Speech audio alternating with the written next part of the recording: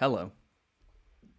Fantastic. Hello, everybody. I am live now on two platforms at the same time. Absolutely nerve-wracking, but we're good to go. The first stream of the year. It's great to see so many familiar names in the chat already. Absolutely love that.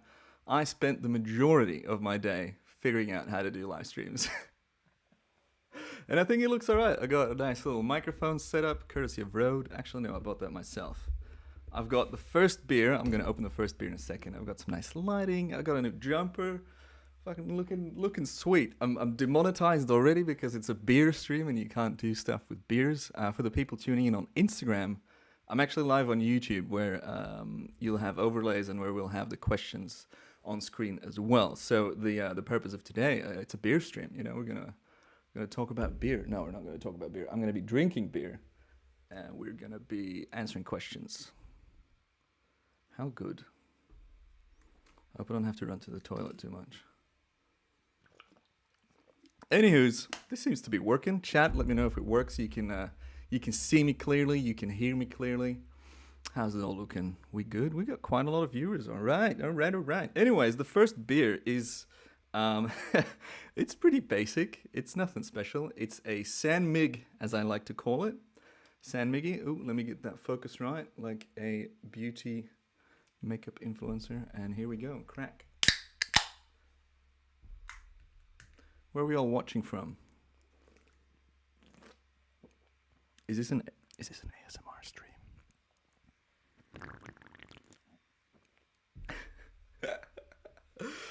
Also, welcome to the new office. First stream in the new office. Also, massive shout Tom Carroll, formerly known as Aspect Science, for my literally the very first time that I've ever gotten a super chat.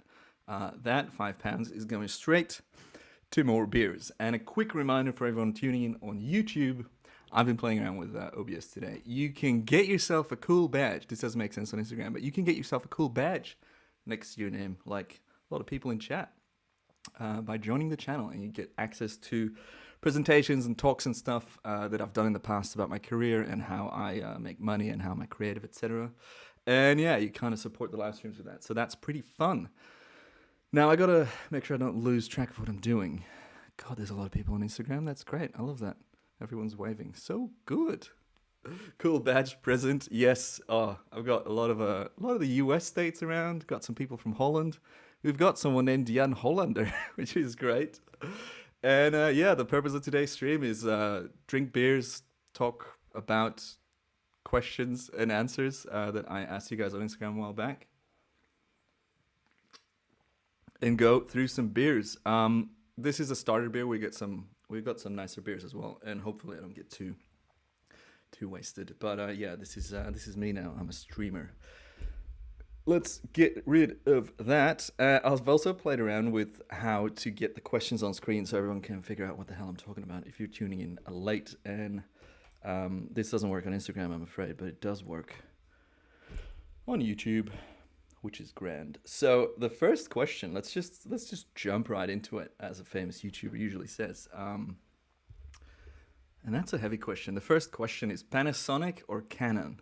Now that is a loaded question because I've been a Canon shooter from the start. From the very first camera I was shooting on was my mom's Canon Ixus. So I've got a long history.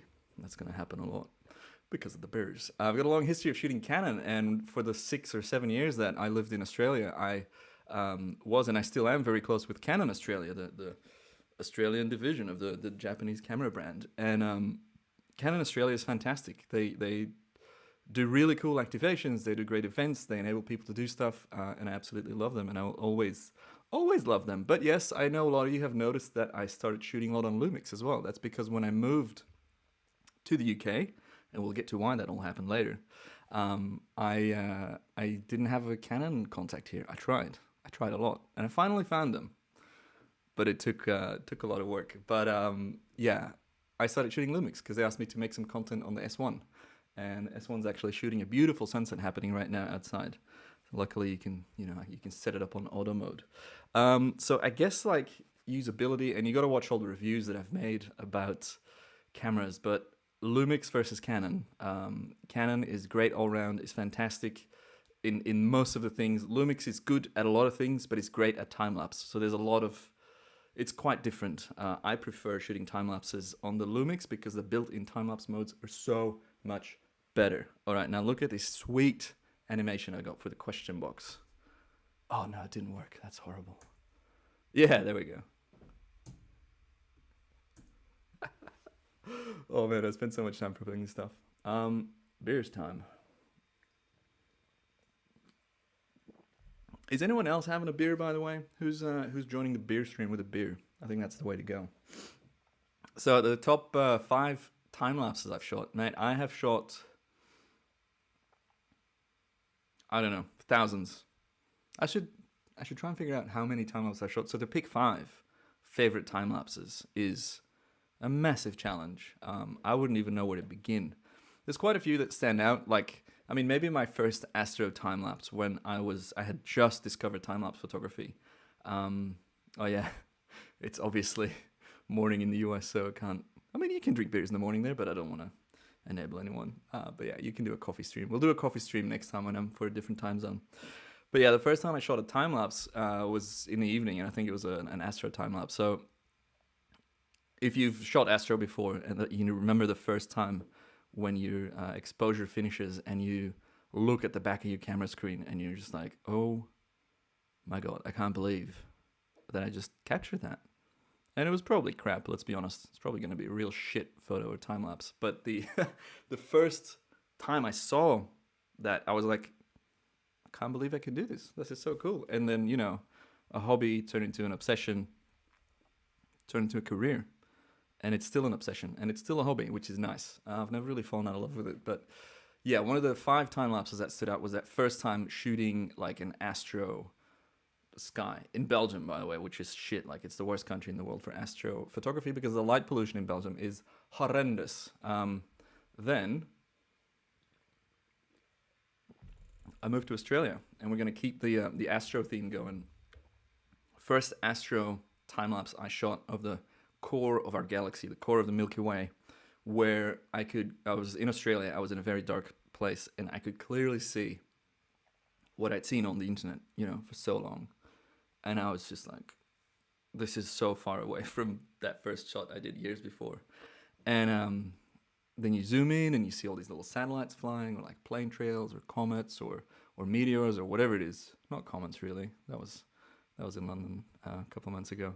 But yeah, it's these moments that really stick with you when you're on a journey of discovery, of like finding out new things about your new hobby that you're they're so passionate. I just saw my brothers in the chat.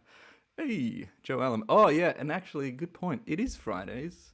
It is Friday, so it is Flemish Fridays. So, goeiedag, alles lekker? We actually got a question about Flemish later, I believe. But yeah, back to the favorite time lapses, top 5 favorite time lapses. So my 2 first astro shots, one in Belgium and then one in Australia, where I could see the night sky. Like, it was 100 times as intense and so much darker there. So cool. And then I got some friends in the chat there as well. So good. And then what else was great? I remember when I was fresh in Australia still, I think in the first year, my sister Amy, who I just started the 100 Daily Reels challenge with, we're posting an Instagram reel a day. She came over as the first person to visit me in Australia, and we did a big road trip. And there's one shot where we, I mean, I said earlier this was an obsession, or is an obsession, right? I would, you know, force her to sit with me to shoot time lapses. So that was, I mean, what is a time lapse? You just set up a camera and then you wait around for like an hour or 2 hours for the light to change and everything. So yeah, sorry, Amy, to put you through that. But we got some cool footage. And one of the shots was in, I'm trying to remember the name. I think it was, I can't recall. It was somewhere in Queensland. And it's this hill. It's near Rockhampton. A bit further north, I think. Anyway, it doesn't matter. And it was a sunset. And it was a special sunset because the sunset circumstances, which, you know, something I just made a video about, they were perfect. So we had massive clouds overhead, clear horizon, good conditions, and the light was just reflecting around, and it lit up the sky in these waves of color. And then when the sun was set, it was still full of color, and I couldn't figure out what that was. Now I know it was probably smoke particles in the air still reflecting light, or I don't even know how that stuff works. But the sky, what I could see on the camera, it was red for what felt like 2 hours. And I'll have to re-edit that footage. But yeah, that was one of my first banger, like total fire sky sunsets that I got to share with my sister at the time, which was great. And I'm talking, when was this? I moved to Australia 2013, and then I did that road trip in 2014, I think. So, you know, fuck, that's a long while ago. Yeah. I'm old, is what I'm trying to say. Oh yeah, so that's 3 shots. I don't know, my first... I mean, a hyperlapse is a type of time-lapse, right? It's like a time-lapse on steroids. I've done a bit of work with Stan Verlinden from Epic Cinema back in Belgium, and one of the craziest shots I ever done was for a festival called Tomorrowland, and a lot of people know me from my work there. And it was shooting on festival grounds where everyone's on drugs and drunk and dancing and trying to get in your camera, shot in your frame, and it's super annoying. So I often work with assistants, and actually one time Amelia joined me to get people to stay away from the camera. But one of the coolest shots, one of the coolest time lapses, was a loop, almost a loop, like a half circle around the main stage of this EDM festival, which was a shot's allowed. Yeah, Lawrence, you can do a shot. The main stage, and it looked like it was shot on a rail, but it's a hyperlapse, so you shoot it handheld and then you stabilize it, and it just like zoomed across. And it was used in the edit, Stan edited it like near the climax, or like the first big build up and drop of the video. And it was back in that day. That was, when was that? 2012 or 11. The EDM, the after movies of these EDM festivals were, you know, global events, sort of like kind of. But we'd have these premiere events, and I think that video got like 1 million views in a day or something. And then I made a show reel of my shots from that festival, which was very fun and got me some, you know, a couple of followers. And to this day, I meet people and they're like, "Oh my God, you're the guy from that Hyperlapse Tomorrowland compilation," which is pretty fun. So yeah, that's another shot. And then I should pick one more. I don't know, man. Like, we live in this place now, as I'm sure you know by now, the Cloud Palace, where the views here are just wild, and we've had some really cool sunsets and storms coming in. And I think, like, if I can bundle all the shots from this flat into one, because like I've waited my entire adult life, or my entire photography adult life, to live in a place with a view where I can shoot 24/7, and I have that now. And literally every night before I go to bed, this sounds corny as hell, but I turn off all the lights and I just stand in front of the window and I stare out for a little bit, because it's just such an epic view, and I get so much joy out of it, and we talk about it a lot as well. Just so happy to be living here. So that's pretty fun. All right, I think that's it for the time-lapse shots. Next question. Sit beer, because otherwise I'm not going to be able to go through all these beers. There's quite a few. Do I rate the Sony A6400 camera, or have I tried it before? No, I haven't tried it before, and so I can't... just pinched my arm. Haven't tried it before, so I can't rate it, sadly, but I'd love to try it. I'd love to try out more Sony cameras. I'm not a Sony fan at all. I've been like that for ages. Back in the day when I started shooting videos on like mini DV cams, they always had their own way of storing footage and their own hardware to kind of keep you locked into their system, which I don't like. Like, you know, cameras would be using SD cards or something else, and then they would have a memory, what was it called? MMC, Sony memory card or some bullshit, and it was just like proprietary hardware, and that was just fucking annoying. So yeah, not a fan. And only just now with the A7S III have they kind of fixed their menu systems and usability, but still I think yeah, there's a lot to do with Sony's. I would do it entirely differently. So yeah. Hey, my mom just signed up to become a member. Reminding you guys right now, you can become a channel member and get a cool badge next to your name if you sign up. It costs £1 a month or $1 a month, or starting at that price, and that's fantastic. Let's put some woo-woos in the chat, guys. All right, next question. Because we're not only talking about cameras, we're also talking about lenses, apparently. Favorite lens? Talked about this for ages. Something with a zoom, like a 24-70 or a 24-105. Because it, if you're a run and gun shooter like me, you just want to have a lot of range in one lens. And this is kind of like a nice all-round thing that allows you to have a nice run and gun setup. And when you're shooting hyperlapses, that's important. For time lapses, it's probably still the same. You get to go to one spot and reframe with your one lens. So yeah, if I had to choose, it would probably be a 24-105 lens. Gives you a nice wide angle and a bit of a zoom, which is all right.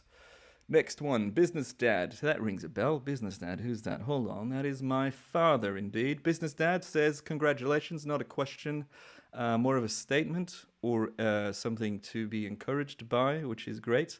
My dad is launching a podcast. What's the date? I don't even know when that launch date is, but yeah, he's on it. Oh, hello, Amelia. Do you want to jump in? Do you want to jump in the shot? Oh, there she is. This is the first time Amelia's on a live stream, I think. Hello. That's fun. I was on the chat before. Oh, you were on the chat. I haven't been monitoring chat. I hope no one's talking too much shit. Just Lauren and me. The badge is green because that's what you get in the first week, and then you get different colors as time goes on. The longer you remember, the more impressive your color scheme gets, which is great. But yeah, my dad, a business dad, is a very experienced, very knowledgeable man when it comes to business and sales and managing things. So if you're into that, you should go check him out on Instagram if you speak Dutch, but that's not a lot of you. But yeah, he changed from English to Dutch, which is, depending on how you look at it, a smart move. I think it's good because then you'll be a bigger fish in a small pond in Belgium, because Belgium is fucking small. And on that note, let's have another beer. And let's move on to the Belgian beer, shall we? Even though there's like half this can still left. A beer stream can get drunk, right?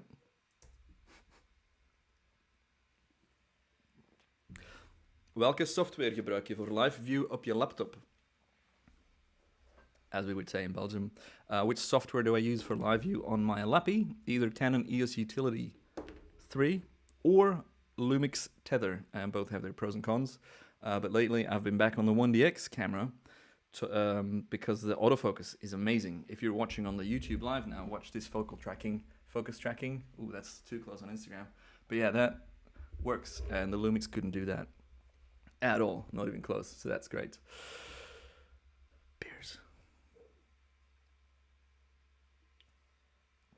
Once I'm done with these questions, I can jump to questions in the chat. So if you have any, important questions, you gotta wait to ask them. Anything, Nick Farks. Is that a question or a statement, or is it anything? Any new gear expectations in 2021? I don't know what you mean. Like new technology to come out? What are gear expectations? What does that mean? I expect there to be more gear in 2021. Yes, I expect there to be more cameras coming out. Sony's probably going to bring something out that's what everyone's been waiting for, and then Canon's bringing something out, and then people get very upset about it because people love to get fucking upset and whinge instead of going out and shooting and actually making stuff. People love to talk about specs on paper, and they're a bunch of wankers, in my opinion. I'm still shooting on cameras that are years. I don't even know how the 1DX, how old that is, like 5 years now. The 62s I've got, they're old. And I still use them for time-lapse all the time. The only reason I'm using the Lumixes is because the time-lapse features are better, but that's about it, really. But yeah, other gear expectations. I saw Sony drop the drone.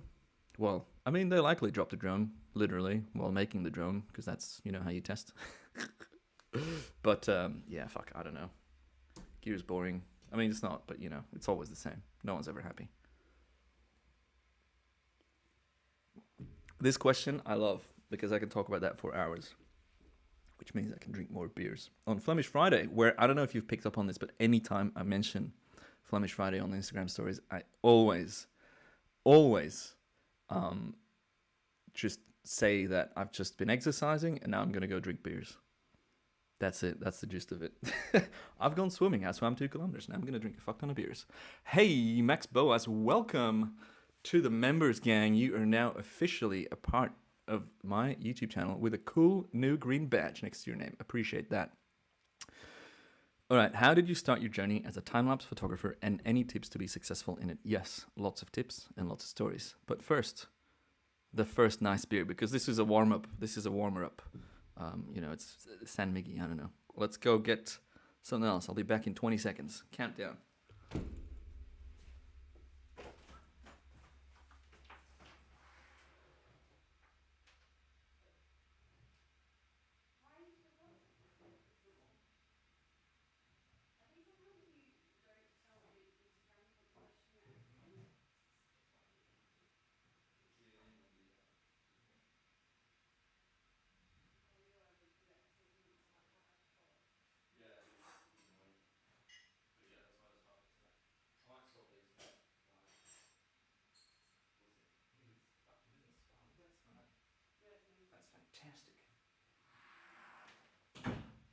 Who's been counting? Yee. Warm up here. It's bloody hot as well, by the way. Sunset outside is so beautiful. Sad I can't see it. I mean, yeah, that would ruin my lighting setup. The next beer, I'm gonna not finish the San Miguel because I'm gonna come in a cupstone in this. I'm gonna be sideways. Where's the camera? This beer is one of the first. Focus, baby. Let's go. One of the first. We're getting there. One of the first pale ales that I kind of started to love when I was living in Australia. It's by Sierra Nevada, and I don't know where they're from. NC, is that North Carolina? Sierra Nevada Brewing Company, Chico, CA, California, and Mills River, NC, USA. I don't know what that means. Since 1980. That's cute. Just a small jab. Us Belgians are proud of our heritage, and that heritage is mostly beer and waffles. And fries. And I won't stand for French fries, because those French bastards stole that from us. All right, quick segue. French fries are Belgian. They're a Belgian invention. We've been doing potatoes for a while. You know, frying them, eating them, all that jazz. They're called French fries because in one of the world wars, I don't know which one, the Allied forces were... Oh, my battery's low. That's going to be... Anyways, when this screen falls away, we'll replace that. The Allied forces were in the French-speaking part of Belgium, and they assumed that the snacks they were given were from the French, but they're actually Belgian. So now the whole world thinks it's French fries, whereas actually it's motherfucking Belgian fries. So that's that. Anyways, pale ale. I don't have proper beer glasses here, sadly, but this is a nice little pale ale to go in a normal water glass. Boom, anecdotes. I should write down a list of things. Also, Instagram stream, you're good. The YouTube stream, I'm just going to swap the battery because I don't want to stop the stream yet. We're only just beginning. Good stuff. Actually, I can keep those headphones on. Yeah, that's a full bat. And this is going to be tricky. Oops. All right, let's do that. And then we'll move on to the next question. How did you start your journey as a time-lapse photographer? And do you have any tips to be successful in it? All right, BRB.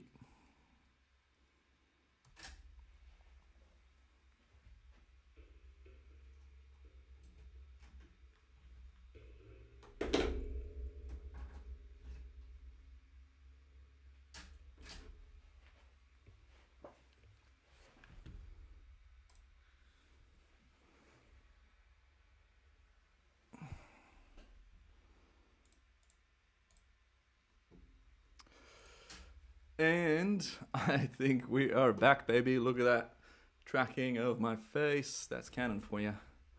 And then I get to plug this battery in. What I need is an AC adapter. Whew! All right, we got the pale ale sorted. We got the battery charged.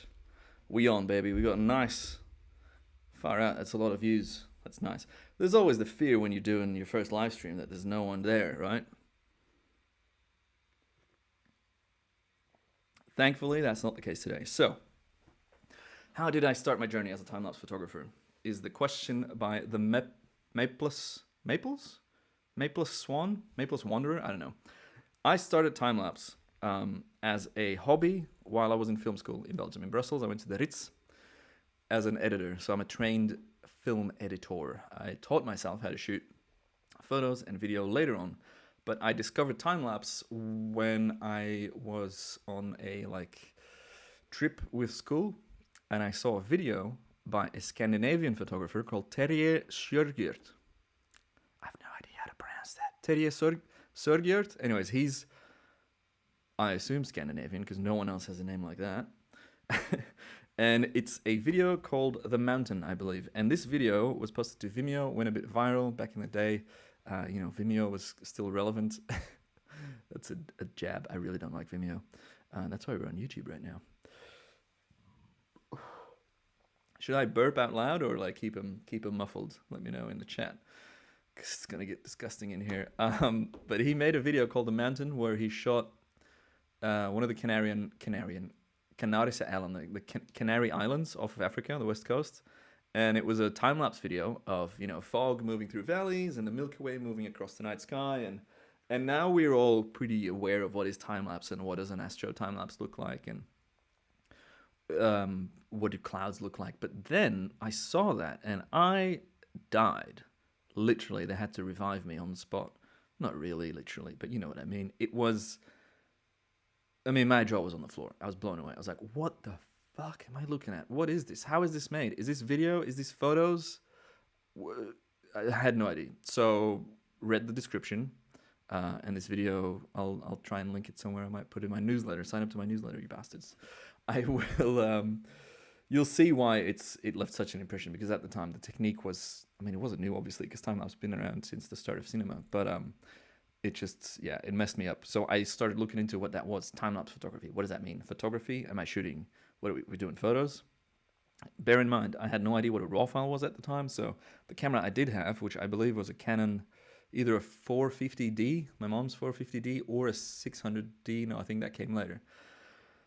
But yeah, I did all this research, started looking into it, and then I shot that Astro time-lapse I mentioned earlier the first time. And I immediately became obsessed. I didn't have a remote at the time, so I found this software that you could load onto an SD card that you would put in your camera, and then it would add extra features to your Canon camera. It's called Magic Lantern. It's still around. I'm not friends, but I know one of the developers and one of the main guys behind it, and they've done some cool stuff. They've changed the landscape of video makers globally, I think, because when the 5D Mark II launched, which was a nice blend between a photo DSLR with a video camera, it shot like cinematic video because you could mount photo lenses and get a more cinematic look on a photo camera. I installed that on my camera, thought I bricked it, thought I ruined my camera. That's, the risk you take when playing with that. And I'd just gotten that camera, I think, at the time, so I was stressed out of my mind, but restarted it, pulled the battery a bunch of times and got going. And that allowed you to shoot time lapses on this camera. So I shot my first time lapse then and haven't looked back since. I think that I would have discovered the technique regardless of that mountain video, because going through old family travel videos, I would notice that I was always kind of playing with this concept of speeding up time and showing stuff from a different angle.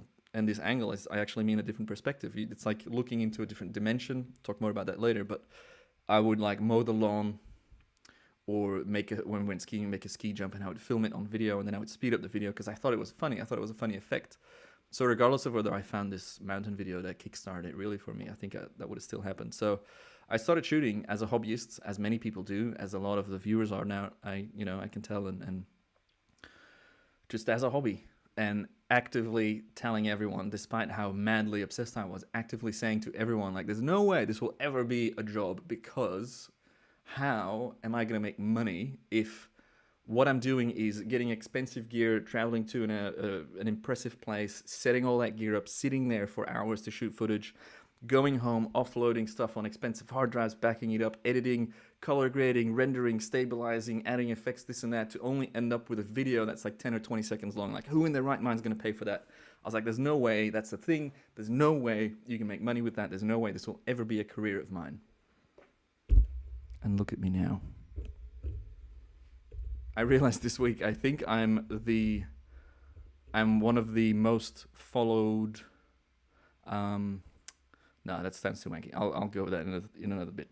But yeah, I've managed to make that into an incredibly lucrative career. Very content. And how that happened is very simple. Be really good at what you do. Really good. Always have some of your really good work on hand, on your phone or on a tablet or whatever. And network like fucking crazy. Talk to everyone. You meet someone on the street who's holding a camera, chat him up, chat her up, chat them up. Have a chat about what they do, and maybe they've got a contact somewhere, or go to a gallery opening, or go to photo meetups, or go to photo walks, or go to events, or organize your own events. Look at photo galleries in your area when they have got opening nights where you can meet other photographers, and so what I did was I made these, business cards, and they said hyperlapse photographer with my name on it, and it was like, what the fuck's a hyperlapse? And that's a starting point. That's an icebreaker. People are like, what's that? So I showed them, and some of those people that you show that stuff to will remember that because you leave an impact, and some of those people that remember that because it left an impact will reach out to you when they need your skill set, when it's unique. Or they're part of production companies and they know what it costs. They know the effort that, and the knowledge and the skill required to make really good time lapses or hyperlapses. So they will call on you because they've seen your work. So the main piece of advice is be good at what you do. Otherwise, why would anyone pay you? And then meet a lot of people and show them, leave an impact. That's it. That's how I became a successful time-lapse photographer with a career that's made me, a fair amount of money, and has allowed me to see the whole world, almost every continent, while getting paid, which is freaking mind-blowing. Hobby got out of hand just a little bit. So yeah, that's that. Have good work and share it with people. I actually talk about this, I think, in my ebook, Passive Income for Creatives, smooth plug, and in my other time-lapse books as well. But those stories happen in more detail on my presentations at conferences, and I film those and I share them on my channel in a members only playlist, so you can hit the join button and watch them on your own time. Next question: do you sell time-lapse as stock footage? Thanks heaps, Matt. Love your work. Starry eye emoji. Melbourne Images. G'day, mate. I actually don't. I've got one website where some of my clips are on, but I never really got into it because I hated the process of having to add metadata, make sure the file's 100% clean. For context, a lot of my edits, I'm polishing up as I go. There's shakes or birds or things that need to be fixed, and they're not fixed in the raw file. They're fixed in the edit, in the completed video that you see on YouTube. So to re-edit, to remaster all those clips, and then to upload them to a site and add all the metadata, where they're shot, what they're shot on, so it's relevant, so people can search for them. Add all the keywords like sunset, beach, Australia, Sydney, blah, blah, blah. I then was also confronted with a lot of my peers getting very frustrated with dropping royalty rates and licensing rates, and some stock footage libraries absolutely shaft you from here to there with just the shittest payouts. And I've been contacted by, Adobe Stock to become, like a featured creator, but I'm just like, the payouts horrible. I'm making all this stuff. I am traveling to this exotic location with expensive gear and setting up and making a shot with 10 years of knowledge behind it, and then editing it and uploading it in the highest possible quality, and you're going to pay me 40% or 50%? Fuck no. Not at all. I'll have none of that. So the rare times I do sell footage is a direct sale, where a production company sees my work on YouTube or Vimeo back in the day, or somewhere else, or on Instagram, and they're like, hey, we would love to use that in an ad or in a movie. I've sold stuff to feature films. I wonder if that should bring me on IMDb. I don't know how IMDb works. Also, it doesn't really fucking matter. But yeah, I've sold footage directly most of the time. But that can only happen when your footage gets a lot of views, right? So it's a bit double. I think a better person to ask how stock sales have worked for them is someone like Emmerich, buddy of mine back in LA now, super stoked for him. He sells his own footage directly as well, but also has experience with stock footage websites. And yeah, look, I'm the wrong person, but I will be uploading that this year. And just like I've been using my Shopify and my ebook sales as a data piece to talk about afterwards, I will be this year uploading, for example, 1 month I'll upload 50 clips and then analyze how much money I've made and how much time it cost me to upload all that and shoot all that, and then make a video about how much money I made using stock footage sales, because I think that's something that people love to see. People love money. That's why I'm starting a second YouTube channel soon about money.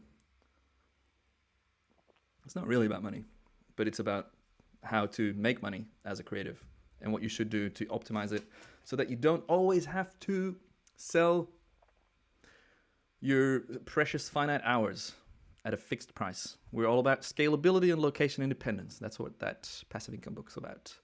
Next question. What is my favorite Flemish word? Godverdomme.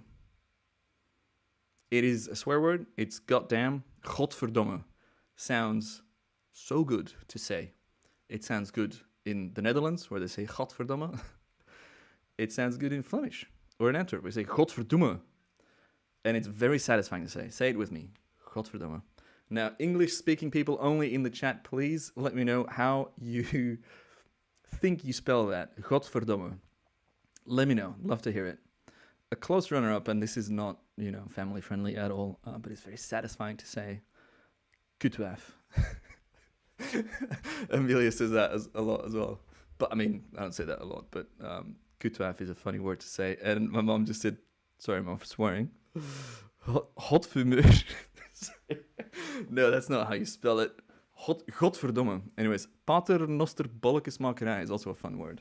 It's one of the longer words in Dutch, I think, or in Flemish. So yeah, godverdomme is a funny word. I find that a thing. Next question. Would you do a night photography road trip with a Twitter stranger again? Yes, definitely. Context, 2 years ago now, almost, or just under 2 years. I replied to someone's tweet on Twitter. They were like, I want to do a road trip in the American Midwest, I don't know, around Utah, to shoot the stars.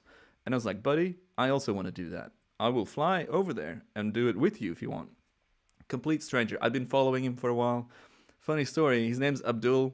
He's a good friend now. His username on Twitter is Advil, like the medicine. @Advil. Don't know how he got it. He doesn't want to sell it, or they haven't tried to get it off of him, but he's pretty big on Twitter. He goes viral all the time, and it's freaking hilarious how often he gets tagged, obviously as @Advil, people complaining about their medicine qualms, issues, whatever. So yeah, he tweeted that, and on a whim, I was like, fuck it, I'm doing it. So I made a video. It's not a short documentary, but it's a short travel film. It's quite cinematic, as you do. It's got a lot of B-roll, epic B-roll. But it's got a lot of time-lapse mostly, and it's me meeting him for the first time and then embarking on a 10-day trip. And that trip, sad story, is where I fucked my back for the first time by, let me grab it.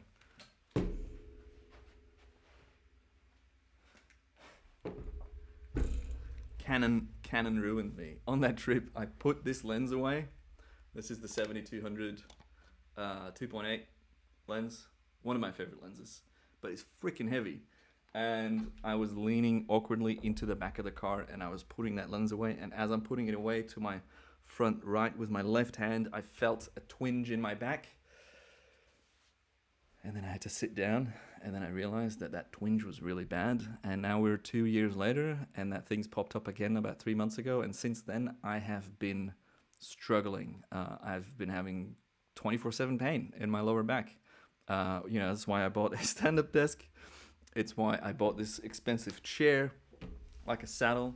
Yeah, horrible. But that trip was great. And I made probably a lifelong friend out of that, and some great stories and great footage. That's when I shot that fireball meteor that left a persistent train in the sky. Like all these cool things. All right, I'm going to type it in the chat how you spell Godverdomme, because you guys aren't getting it. Godverdomme. Godverdomme. Ruined my back, and it's still bad. I've seen 4 or 5 physios now, and the last physio actually was very blunt, very honest. He was like, look, buddy, I recognize myself in you. Have you thought about maybe it's not real, the pain? And I was like, excuse me? The pain I'm feeling is not real? And he's like, you have to think differently about pain. So he linked me a video called Tame the Beast, which is about how your pain receptors and how your brain pathways can look at pain differently. And I thought it was fascinating. And it's actually been slightly better, knock on wood. Don't want to jinx it, but my back's been better. That being said, I've been sitting down for too long now, so this is why this desk costs so much money. All the way up. Oh no, the questions have reset. Okay. We're back. And now that chair goes under the desk. I'm standing, I'm sweating, I'm grabbing my mat. I've got a cool mat to stand on as well, which is quite thick and soft. It's great if you're in a place for a long time. Also, I'm going to take this jumper off because it's frickin' boiling.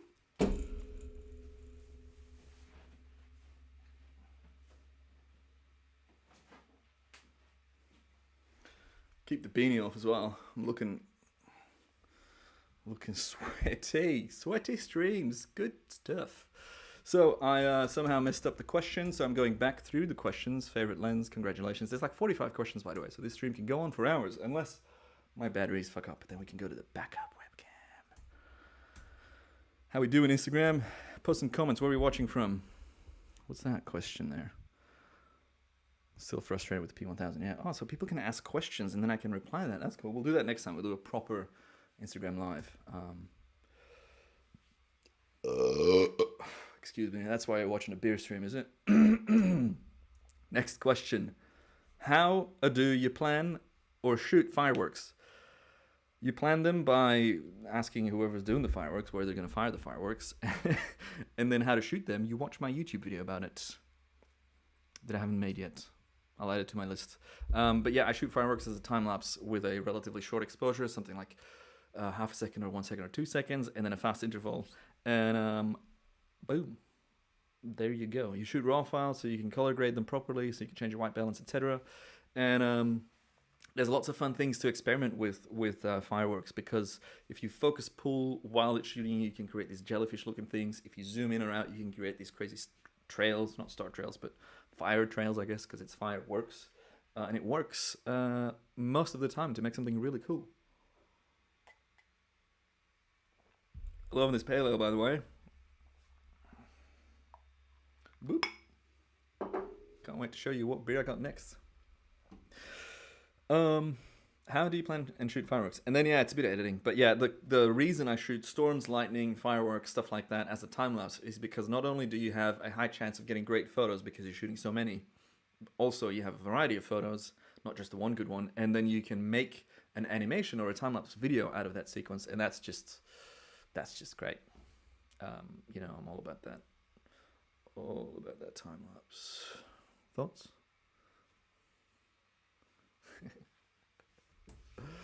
Next question. Did you end up using the Aquatech housing much? Rachel Muller. Did I buy that Aquatech housing off you? Is that why you asked me that? I bought a second or third hand Aquatech housing. When was that? 6 years ago? 5 years ago? Aquatech's a brand. They make housings for cameras. Very expensive, but very high quality, great customer service, etc. And I bought a second-hand housing once for a trip when I was going to Vandeputte for the first time to shoot stuff underwater, to shoot coral reefs and you know, people swimming in the waterfalls and stuff. And I used it maybe like twice. And then I sold it to, I can't remember her name. She's in Western Australia. She's in Perth somewhere. And I don't think she used it much.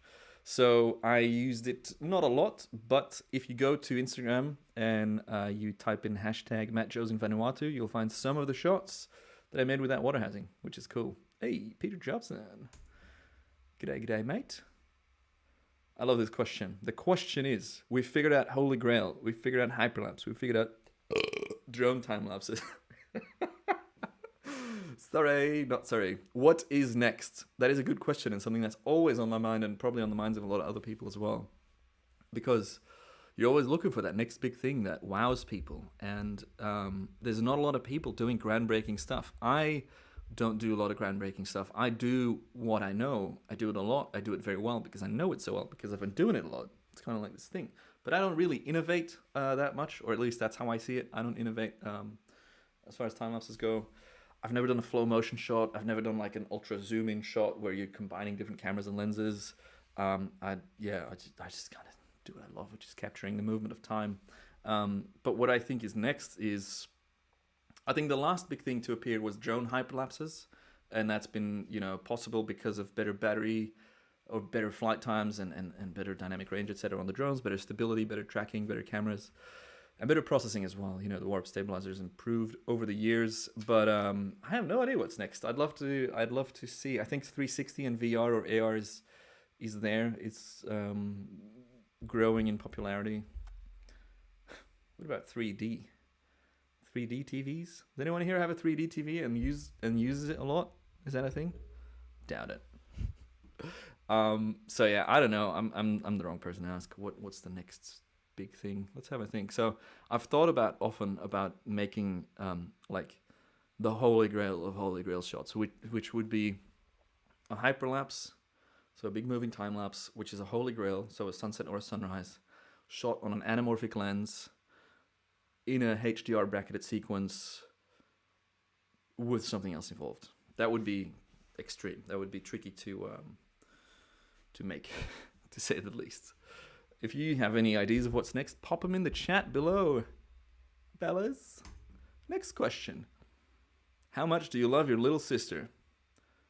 Amy, I love you so much. My little sister, without a doubt, changed my life because she's the one that gave me the idea. Well, first of all, she's the first person to visit me in Australia, right? Great move, Amy. Well done.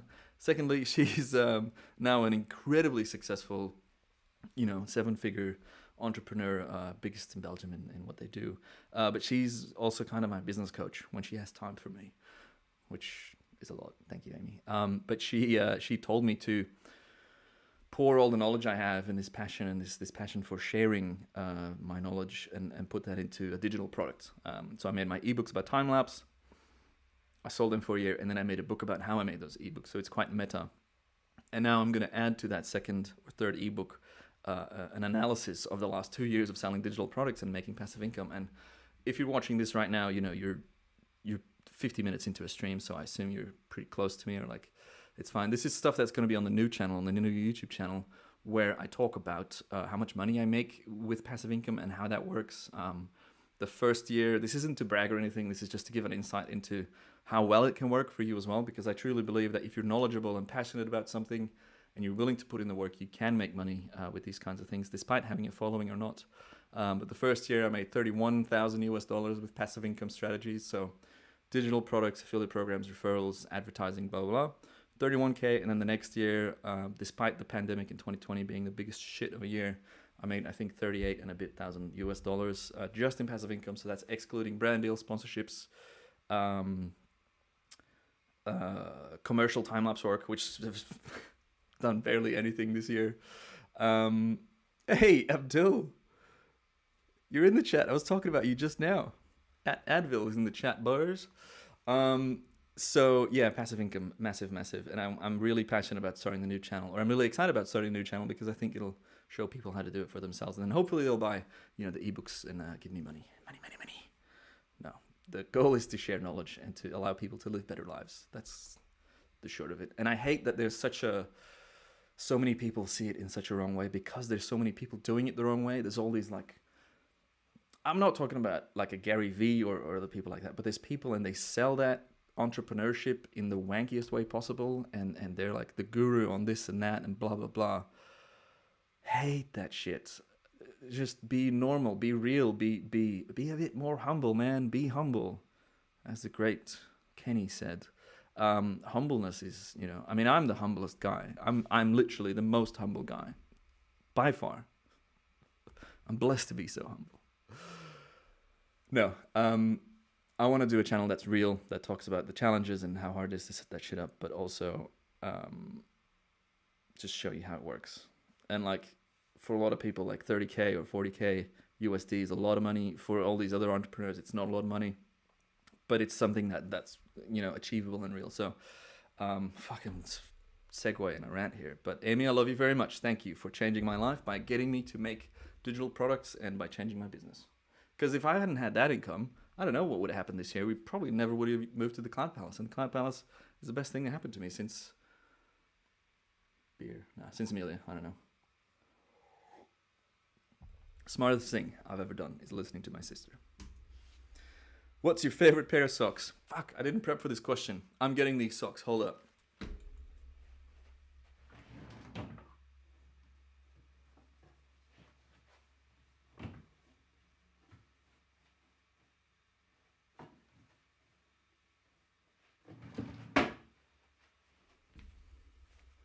Got him.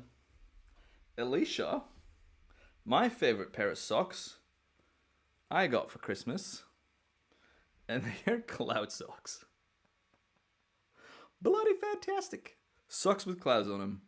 I've been trying to come up with a way to solidify and boil down what I'm about, and I'm just I fucking love clouds. I love shooting clouds. I love sharing clouds. I love making clouds. I love clouds on my socks. So thanks, Alicia. That's my favorite pair of socks for sure. The most embarrassing moment of your life. Oof, so many to choose from. No, I don't have too many embarrassing moments. I don't take myself too seriously, which I hope shines through. If you ever hear me say something that makes me sound like a wanker, you can assume it was a joke or a joke that didn't land. But when I was younger, when I was in I don't know how to say this, middelbaar? No, preschool? Fuck, I don't know, ages ago, I was young. We had like a birthday party in Amsterdam where we went to this technology or science museum. And on the roof, there was all these steps, and they also had little bodies of water in those steps. It was like an art piece or whatever, or an installation. And I was running up these steps like crazy, racing someone else. And they were irregular, these steps. And this is one of those childhood moments that, you know, scar you and that stick with you forever. So when I think about being embarrassed, that is something that comes back up. I was running up and I didn't realize right ahead of me was one of these water features. So I fall in and I'm just like fully soaked at this birthday party, you know, 2.5 hours away from home. Everyone laughing at me. You know how being a kid's like. Hopefully not too many kids watching, by the way, because this is an 18+ stream. Thanks to the beers. Yeah, that was horrible. So despite that being fucking, I don't know, I'm 31 now, so many years ago, 20 years ago or more, still stings. Not really, but it's just one of those things. Like at the time, that was fucking horrendous. Next question.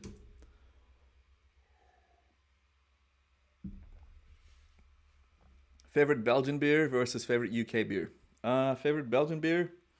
We'll get to that in a bit. Stick around. I like a lot of Belgian beers. Maybe we should talk about kinds of beers. I love Jupiler as like your day-to-day cafe, which is different in English. Bar, pub, beer. UK beers, I don't know too many. I do love Brewdog. I assume they're from the UK. They do great activities and make great beers, and I love their restaurants, and they've got the meanest chicken wings, spicy chicken wings. So yeah, I love everything from Brewdog. Currently I'm drinking an American beer, Sierra Nevada. Thera? I don't know how to say it. But yeah, we'll move on to some Belgian beers in a bit. And there's some niche ones. Next question. Are you happy? I saw this question come in and I was like, I'll show the beer again. Tom, for Instagram, on Instagram, Sierra Nevada Pale Ale, buy it at Tesco. Are you happy? Whew, can I chat about this? Yes, I am happy. I am incredibly happy. I'm incredibly privileged. I'm one of the most privileged people I know, I think. But also I used to say that this is when I was younger and a bit more naive about how the world works. I'd be like, all I want to be in life is be happy. And that's what I'm working to and towards, and that's what I'm working for. And if you're happy, then that means everyone around you is happy because you care about other people. So happy, happy, happy, I'm happy, blah, blah, blah. And then all of a sudden I'm fucking so sad and I've lost all my passion and drive and energy. And that was due to pretty much a mini burnout from working too much. And I almost fell out of love with time-lapse at the time. And I was in Australia at the time, and I was talking to Amelia about it, who's got her own issues with anxiety. And all of a sudden I was a wreck. I was a shell of who I used to be. And I was like, what is this? Is it because I'm away from my family and friends in Belgium or in Europe? Is it... No, it was just a sick burnout. Sick burn, bro. And I went to see my GP, my doctor. I was like, hey, I'm having all these, sad boy feels. What up? And he's like, you have to see a psychologist, which I did. And then I went 10 times to a psychologist, had some therapy, counseling, whatever you want to call it. And she's like, you have general depression and anxiety disorder. And I'm like, what does that mean? I'm not happy? No, it's just something that I've learned to live with. And I know the days that I'm great, and I know the days I'm bad, and I know the days move on and change. So I've learned to... Instagram has a limit on live streams. Anyways, Instagram just got a warning. Sorry to have this little bit. But yeah, in 10 minutes you can swipe up on my previous screen and join us on YouTube, because that's where the real part is at. General anxiety and depression disorder means, for me, because it's different for everyone, that I need to stay on top of my physical health, because that helps me massively with my mental health. I become very disorganized and messy and slow and unpassionate, passionless whenever I've got like a depressive period. But I also know that it passes. So I make the most of the good days, and I'm not too hard on myself on the bad days. And I think if I can give some advice about that to people, is if you're having those issues, talk to people, talk to a professional, and please don't think that it's a taboo. I mean, it's still a taboo, but don't think it's shameful to be open about it. I love being open about it, because there's so many people who are going through the same shit, and so many people appreciate that. And if I made a video years ago, an update on my health when I was going through some shit back in Sydney, and that video got so many views, and I got hundreds of messages and DMs, and someone wrote to me, and I got sent cards and stuff from all over the world, and I realized, like, oh my god, this connects, this hits home for so many people. Yes, accepting Bitcoin. No, I don't know how to do that. My brother would. Got some Bitcoin. We could talk about Bitcoin later. But yeah, so don't be shy to talk about it because everyone's got their demons, got their issues. The issue is when you don't talk about it or when you're dishonest about it. Next question. But yeah, to recap, am I happy? Yes, very. Thank you. Hope you are as well. Number one thing you wish you knew about time-lapse when you started out that nobody ...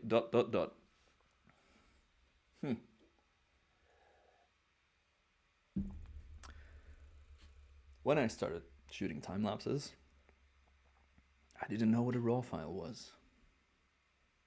And I also didn't know how to store footage properly.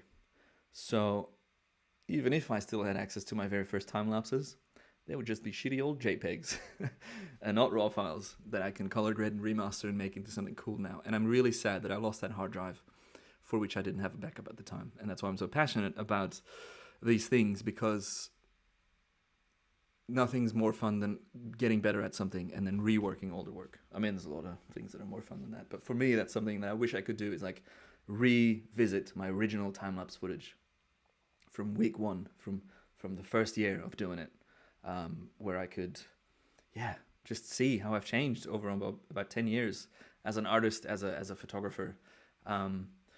I'm seeing a lot of questions coming on the chat. I will get to them after all the pre-submitted questions because I got these nice graphics for them. But yeah, I wish I was a bit more serious about figuring out how this camera works. Because for the longest time, I didn't even know what exposure compensation was, or like what PMAT or S whatever meant on the mode dial. I was just shooting in modes, not knowing what I was doing. So yeah, self-taught, but the slow way of being self-taught in photography. So things that are important: shooting RAW files.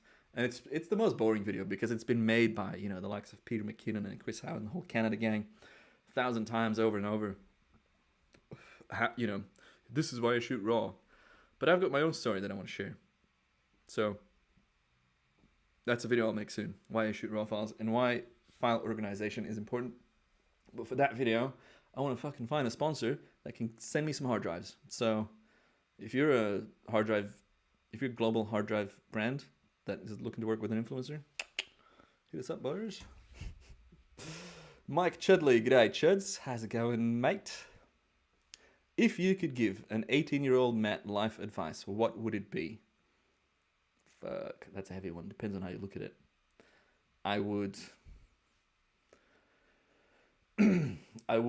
tell certain people to not do certain things because they would lead to, very sad things in the future and people passing away. So I would do that quite seriously. But also I would say, like, you're not finalized. You can change over time. I've talked about this a lot with friends. Like, I'm a different person from years ago. I've improved thanks to traveling, thanks to seeing different cultures and peoples and being more empathic and compassionate and just getting out of the bubble that is the bubble that I grew up in, pretty much. So yeah, travel more. I would say go do that Erasmus exchange that you're anti at the time because it's away from home. And just, I guess, travel more. And business-wise, maybe like be more... 5 minutes left on Instagram. You've got 5 minutes to go to YouTube. I don't know. I would say, like, just don't worry, man. You'll be fine. Like, if I would say to my 18-year-old self, you're going to live in Australia for 7 years and then you're going to move to London with your very long-term girlfriend and live in the most fantastic apartment, he'd be like, what? Who are you? Get away from me, you creep. But yeah, there's a lot of stuff there. Maybe that's for a different channel. Would you rather go... Oh, I should have really checked these questions. Would you rather go down on your mom or suck off your dad? I'm not going to reply to that. I'm just going to go to the next one. What's your third favorite lens? Fuck. My third favorite lens. Let's see. So my favorite lens we talked about earlier was 24-70 or a 24-105. Second favorite lens is then probably this one that I got here, which is a 7200 by Canon. Tank, absolute beast. And then, gosh, that's tricky. A lot of people talk about, prime. Yeah, I made the graphics, but I automate graphics, so I didn't read all the questions properly. I've got this little workflow in Photoshop that automates it for me, which is nice. Um, but the I would say the wide angle. So there's 2470, then the zoom, and then the wide angle. I feel like you can tell a lot of what you want to tell with a 2470, so you don't necessarily need to go wider. But then it would be the 1635, which is over there on one of my 60s. 1635 f4. A lot of lols in the chat here. All right, moving on. Tom Carroll. Tom, thanks for submitting like 4 or 5 questions. I did spot that. Once swimming pools are open again, what is your new set of goals? So I had a nice set of goals. I had one goal, is to swim 100 kilometers or more this year. And I was on my way. You know, that's only 19 and a bit laps per session based on X amount of times per week. And then the pool's closed because the fucking pandemic in the UK has not been handled well by the government or by anyone likely. But yeah, when the pool opens again, hopefully in a couple of weeks, I shall still be trying to get 100 kilometers. Now I'm running again, which isn't great for my back, so I don't know, man. See you, Sander. I think, is this still on? Is the Instagram Live still on? Yeah. Yeah.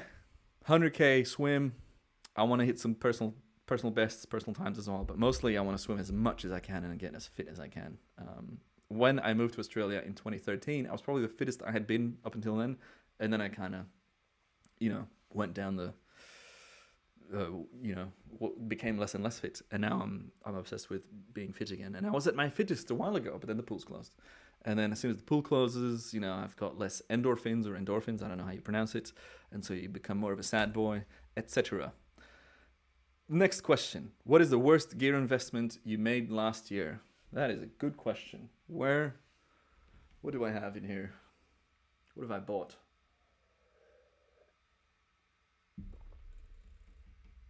I don't even know. I don't buy that much. A lot of stuff gets sent to me, which is hashtag blessed. What did I buy? I don't know, man. Yeah, I can't say anything that's bad. Like, as you would see in a lot of my YouTube videos, I don't talk about stuff that I don't like. Oh, the P1000? When did I buy that? Last year? The P1000 is a horrible camera to use, but when it works, it makes really cool things. So,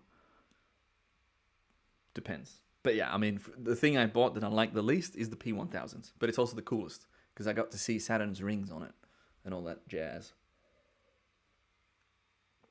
I'm going to take a minute. I'm going to shut Instagram because I got 1 minute left. So, actually, it's going to finish by itself probably. I'm going to grab a beer. I'm going to use the loo real quick. And that's that. I don't know. Do I put you on a holding screen? YouTube? I'll be right back. Don't leave. Don't leave. Sign up to become a member to my channel. Now.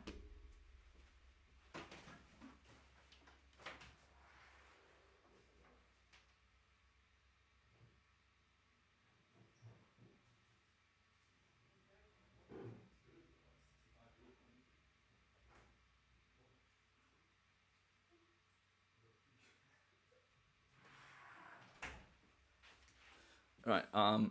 As I use the loo real quick, you guys get to choose which beer. Instagram, I'm going to end you. I'll see you on YouTube.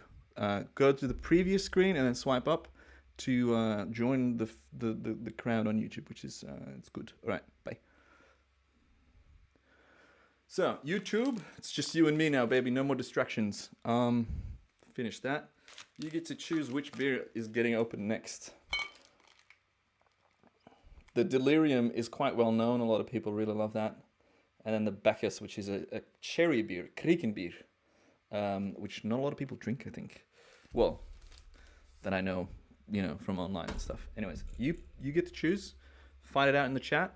Can I do a poll in the chat? I don't think I can. Oh, maybe I can. No, I can't. I'm going to use the lube. Be right back.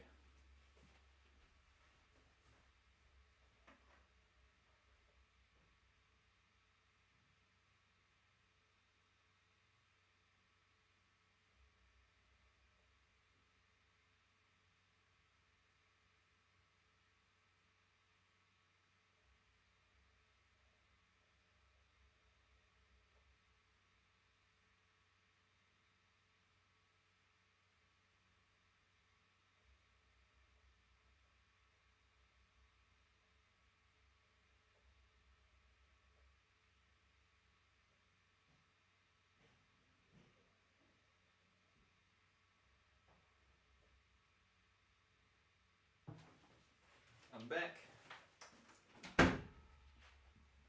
All right, chat. What are we on? Everyone hide. No, Peter, you bastard. Let's have a party. Wait, Tom. Is Diolch? I don't know how to pronounce it. Is that thanks? I love the Welsh language. I know nothing about it, but it sounds and it reads super cool. And yeah, I'd love to know more about it. So, all right. We've got Elefunk, we've got Bacchus, we got another Elefunk. Cherry beer is not a dessert type beer. It's quite sour, I assume. Actually, I haven't tried this one. I assume it's a sour beer, but it's Belgian. And I've never had this one, but I love sour beers. Joch. We can hear you, Pete. Don't say that. That makes me awkward. Or does it? No, it doesn't. All right. I feel like it's more towards the Delirium beer. Which I can't even remember when it was that I had the last time. And I'm going to teach you a new trick. The Belgian way to open a beer. You grab yourself a knife. You grab the sharp part. No, I'm kidding. You hold the top of the beer. This is a BEERSTREAM, right? So remember that.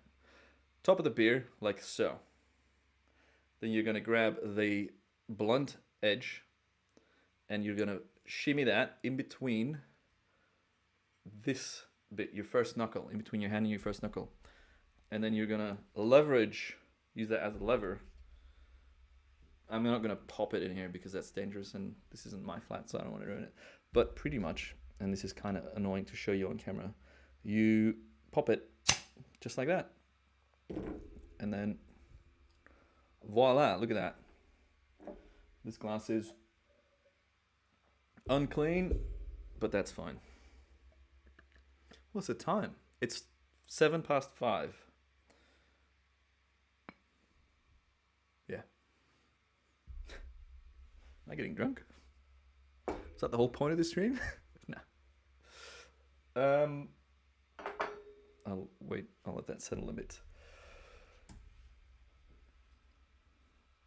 I'll scroll through the chat later and go to through chat questions. Now that Instagram's gone, let me close my phone. I've had it on this little stand here, and it's been very distracting. Fucking hate Instagram. My passion lies with YouTube. It lies with you people, because YouTube's not owned by Zuckerberg. What's my favorite beer right now is the next question. We'll find out if it's Delirium, shall we? What's on there? Belgian strong beer, family brewery, Hage. See, this is why I was laughing at the time of or the date on the Sierra. It's like I'm showing lipstick or something. Oh shit. The founding date, whatever it's called, 1980 on the Sierra Nevada, the American beer. This Belgian beer. Since 1654 has this brewery been making beer. So 1980 or 1654, what beer do you reckon is more complex, is more nice? I would say it's the Delirium. So let's give that a try. I haven't had it in literally years. It's a tad too cold, but that brings back memories of being a student in Leuven. Ooh, stories for a private stream, possibly. Yeah, that is nice. But my favorite Belgian beer at the moment, because that changes a lot, I'll go grab it real quick. Will I do that? Yeah, I'll be real quick. 10, 9, 8, 7,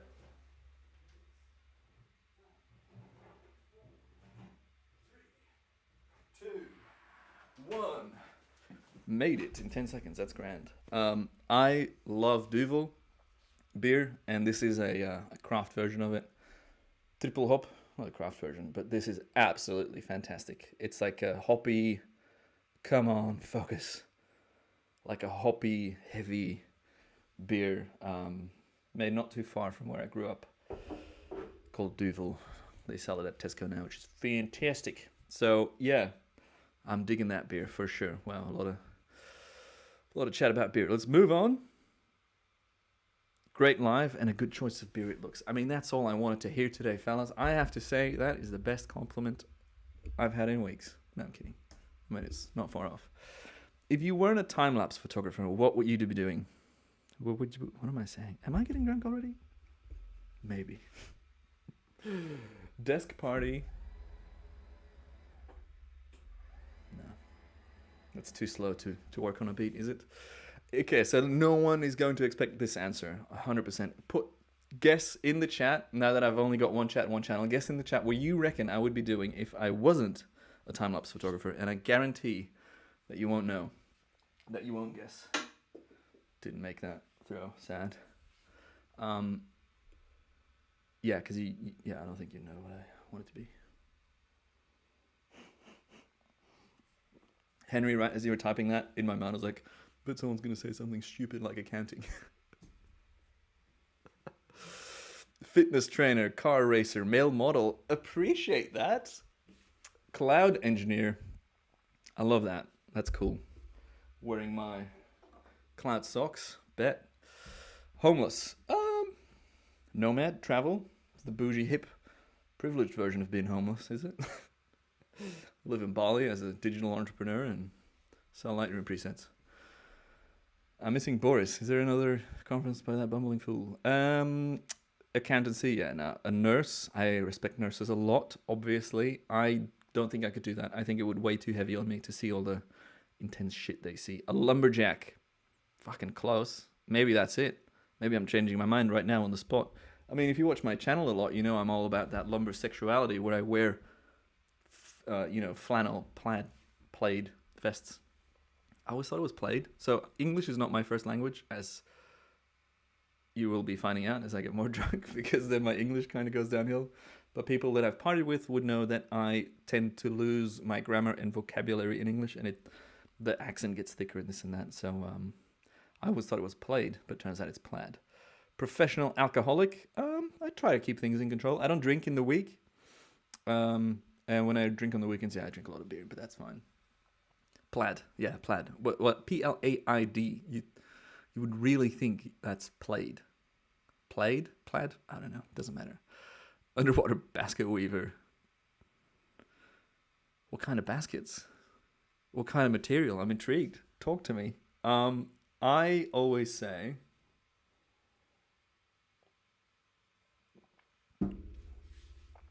I reckon I would have gone for fireman. I love the idea of the camaraderie in a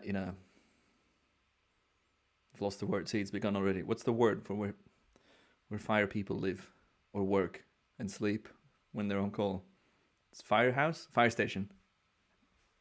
Fire station. Yeah, I there's something noble about it and nice, and it's, you help the community, not just with dramatic house fires and this and that, but also with other stuff. So I've always been intrigued. I've always loved that, and maybe it's too intense as well. Like I couldn't be an ambo driver or anything like that. But yeah, fire station, helping people. I think that would be pretty cool. I don't know if they make a lot of money. Not that matters, but I'd make a passive income system for being a fireman. Maybe that's for a future life. That's disgusting. I don't want to do that, but you guys asked for it, so that's what you get. Astronomer used to be on my list. I started looking in when iTunes released like iTunes U or iTunes University years ago. You could tune into recordings of famous universities in America and maybe in the UK as well, or in the US, I want to say. And I sat in on a few sessions of astronomy, and fucking hell, no way. It's all just stupidly big numbers and mathematics that don't make sense. My mom's in the chat. Matthew! Quick little tidbit. In Belgium, it's not Matthew, it's Mathieu. It's Flemish Fridays after all. So, yeah, Matthew. Sorry, Mom, I got told off in the chat. So, yeah, a fireman, a fire person is something I would be doing, I think, if it wasn't for time-lapse. I need some AC in here. Love this question because I assume this person knows. And this is the SpongeBob meme where it's like, why did you move to London? I moved to London because of Amelia. I never had anything with London. It was never on my list of places to go or experience. But Amelia, my girlfriend of 7+ years, fuck, that's a long time, was like, I want to work in London. She's a lawyer or a solicitor, so the fact that Australia is part of the Commonwealth regime, means that they have the same legal system, means that she didn't have to retrain or do any new certificates or training to be a lawyer here. So she could come here and work at the same firm that she was working at in Sydney. She wanted to move here. I was like, God damn, fuck, holy shit, that really scares the shit out of me, is dropping my entire network and everything I've built up in Australia over the last 6-7 years to go to a global city with much more competition and people that I don't know and brands that I have zero contacts with and this and that. But as I was freaking out, as I was getting increasingly anxious about all that, I realized that that's the kind of shit that really gets you going and that moves you into a mindset and a sort of like, whatever you want to call it, vibration, energy, frequencies, where you hustle. And I hate the word hustle, but that's what happens. You get out of your comfort zone and you get a different kind of energy. You can tap into different resources to make shit happen. And that's what I did. I just, I developed my first 2 ebooks here and then my third one. And then they've led to a lot of income passively from that. And then a network. And then the one thing I wish that I had more here is more friends that I could see regularly. But this fucking pandemic year has been so bad. So that's, that's something maybe for the future. But I moved to London for love. And we'll talk more about that in a future question. Because I did screen some of the questions. But clearly not all of them, if you saw that previous bit. Next question. How do you shoot and stabilize a 360-degree hyperlapse around an object? No idea. No idea. I've never done that. I've never shot a 360-degree hyperlapse. I would think that you'd have to have a very careful, depending on how high you're shooting your camera, just be very accurate with your movements, be very consistent in your circle around it, both in height and in sidestepping and in angle of the monopod that you're shooting on. Because it's 360 degrees, you'll be in the shot. So how do you shoot it like that and then stabilize it? Probably use a built-in stabilizer on something like the Insta360 cameras or the GoPro Max. Maybe it's something I'll try. There's a lot of like obelisks and crazy statues in London that I can try that on. So maybe if I'm bored and I've got nothing else to do, nothing else to film, I can go and take you along with me. Because that's the fun thing about making these kind of videos, like the can that I just installed, the solar can, and the other stuff. If it fails, it's still a good story. It's still a good video. Speaking of storytelling, and this is incredibly niche, but I've fallen in love with a YouTuber called Summoning Salt, and he makes mini documentaries about the history of world records of Mario Kart, and a lot about Mario Kart and Super Mario and all these speedruns, and the way he tells stories and the way he takes content that you would think is the most boring thing in the world, the history of a world record speedrun for Mario Kart 64. You'd be like, how can you watch that? It's like 32 minutes long, and you'll watch it from beginning to end because he's so good at storytelling, and that's something I want to improve on. That's something in 2020 I want to be better at, is that. David Yateman in the chat. David Yateman's the person to talk to when it comes to 360 hyperlapse shooting and stabilizing, because David's been using the, Matt Joseph feature hashtag that I follow on Instagram, and I see stuff all the time, and it's just, yeah. David, put in the chat, how often do you shoot hyperlapses on your Insta360? Because I feel like you're doing it every day, and that's amazing. And I'm loving that, Kevin, you love Summoning Salt as well. The guy's just so good. I haven't watched any of his own speedruns, but just love that he's so good at telling these stories of like the most nerdy stuff. Like, what's more nerdy than trying to beat the world record by 1/100th of a second of some niche track in Mario Kart from, years ago. Love that. The Delirium beer, bloody love it. It's so good. It's also 8.5%. So fantastic. Next question. Boom. Handstand Atcha. Renault, Nia, honey, I can't. Not in a glass like this. I've never done a handstand. And Atcha is ad fundum, which is bottoms up, I guess. So I can't do that. Maybe in a future private stream.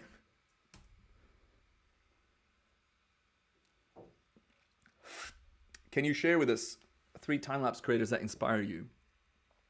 There's so many. There's so many people. first shout out has to go to Terje, because I credit him to kickstart my obsession years ago in 2010 or 2011 or whenever that was, with his video, the island or the mountain? The island, the mountain, doesn't matter. It's still on Vimeo. Also, that's something I forgot to say earlier. The man's disappeared off the radar. He might be dead. I don't know. He's gone. I don't know what he's up to. Another person like that was gone for years and years, is, and again, this is one of the top three, is Keith Louted, a fellow Australian. I am indeed Australian. He made these mini edits of tilt shift time lapse footage years and years ago as well, like ahead of the big boost in or the big popularity in time lapse photography. He made these tilt shift edits, and all of a sudden he's back and he makes these Singapore edits that span 10, 20 years, I don't know how long, with techniques that you're like, how is this not CG? Where do you find the energy and the commitment for stuff like that? It's just mind-boggling. This is giving me an idea, and I'm going to write that down. Always have post-it notes. Make a video.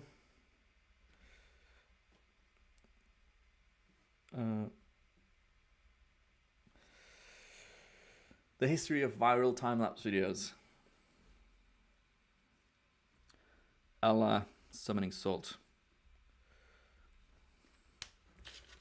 Iconic people that have changed the game. That would be a cool compilation video. And then thirdly, and this is another one of those people that changed the game, is Rob Whitworth, who is a UK-based shooter. Used to be in Vietnam or somewhere in Asia, I think, or actually maybe he's always been here. But he pretty much invented a whole new style of filming and editing time-lapse and hyperlapse photography. So much ahead of the curve. He made a technique called flow motion, which was used for a Dubai video, which has blown up as soon as it launched. And I love and hate that video. I love it because it's so depressingly good. I hate it because it's so depressingly good, but also because it was referenced in so many commercial projects that I worked on, where they were like, we want to do something like this. And I'm like, cool, do you know what the budget was for that? And do you know how many months in pre-production they spent location scouting and doing test shots? No, but we want you to do it in a half day. And then I'm just like, no, I cannot do that. I couldn't even do it in 6 months, let alone in like freaking that. Shout out to Mark Donahue as well, early big hyperlapse photographer on the west coast of the States, and a good buddy of Zeke who's in the chat as well. Sean Wright, tilt shift lenses. I don't know, man. I've only ever used one, and I thought it was such a pain to work with. But maybe that's a cool future video idea as well, like tilt shift, and see what I can do from the Cloud Palace here, see if it's worth buying a cheap or an expensive one. Jonas Hoholt, Dustin Farrell. Oh, okay. So Jonas is saying in the chat, Dustin Farrell, who made the slow-mo lightning videos and a lot of timelapse stuff as well. Dustin Farrell wrote a couple of years ago that Terje Surgert still thrives as an artist, but the attention that The Mountain, which is that video, got was overwhelming to him, and he had to retreat for online media for a while. Makes a lot of sense. The online media, the frenzy you can get is fucking wild. When I went viral in 2013 with my showreel, I was getting multiple emails a minute from subscribers and people asking me about it. It's super overwhelming, and I now can deal with it, but a lot of people would be like, nope, I'll have none of this. I just want to share my art, and I don't want to have to deal with whatever comes after that. So yeah, makes a lot of sense. Thanks, Jonas, for dropping that in the chat. I didn't know that, but yeah, it's good to hear that he's still thriving as an artist, which I was, assuming that he did already, because he's so bloody good. So yeah, I mean, that's a video. So I'm just gonna add that to the list. Is like talk about other shooters and stuff that's inspired me over the years. I find inspiration in these kinds of things very tricky, because you want to make impressive things and you want to come up with new ideas, but then you get inspired by other people's techniques and you don't want to just copy them, which I see happen all the time. People just blatantly copy stuff and no credit, no links, no mentions, and that pisses me off. So maybe that's why maybe I'm not good enough at coming up with something new, and I'm too stubborn, or I don't want to copy someone else's style or work. So Maybe that's that. There's other people and they deal with it differently, and there's a reason I don't like those people. Next question. I have no idea where we are in the list of questions, by the way. Do you sell your time lapses on as stock footage? Very similar to earlier. You can loop back to the first, I'd say, 20 or 30 minutes of this chat to hear about that, but I sell them directly if there's an inquiry for a specific shot to, movies or ad campaigns or stuff like that. If you could, I love this question from Zeke, who's in the chat with the orange. He's got an orange badge next to his name. What's that? How does that happen? You get an orange badge if you're a member.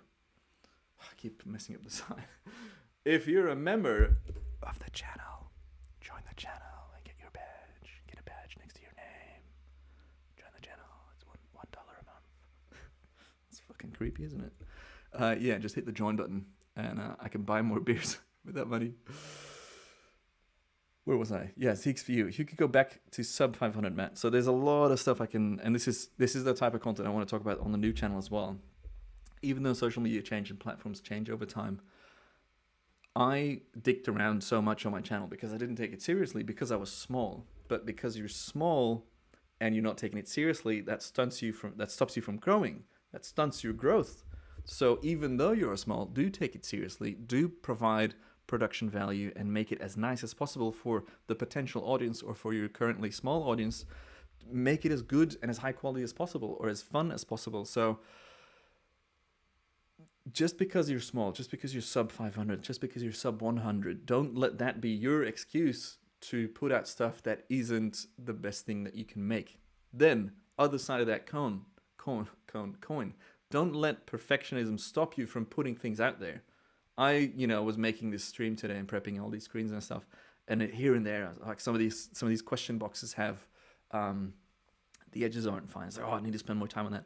And if I did that, I wouldn't have made as much of the other stuff. So perfectionism, it's good and bad. For me, I think it's mostly been bad because it has stopped me from making so many things.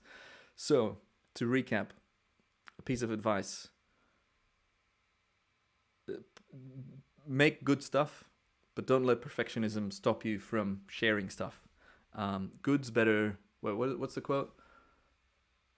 Good's better than good, but shared's better than perfect and not shared. So, I don't know. Doesn't matter. You get the gist, right? Thanks for the question. Good one.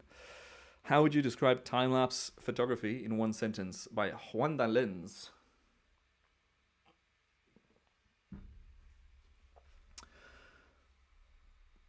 I had this. This is one of the questions I prepped.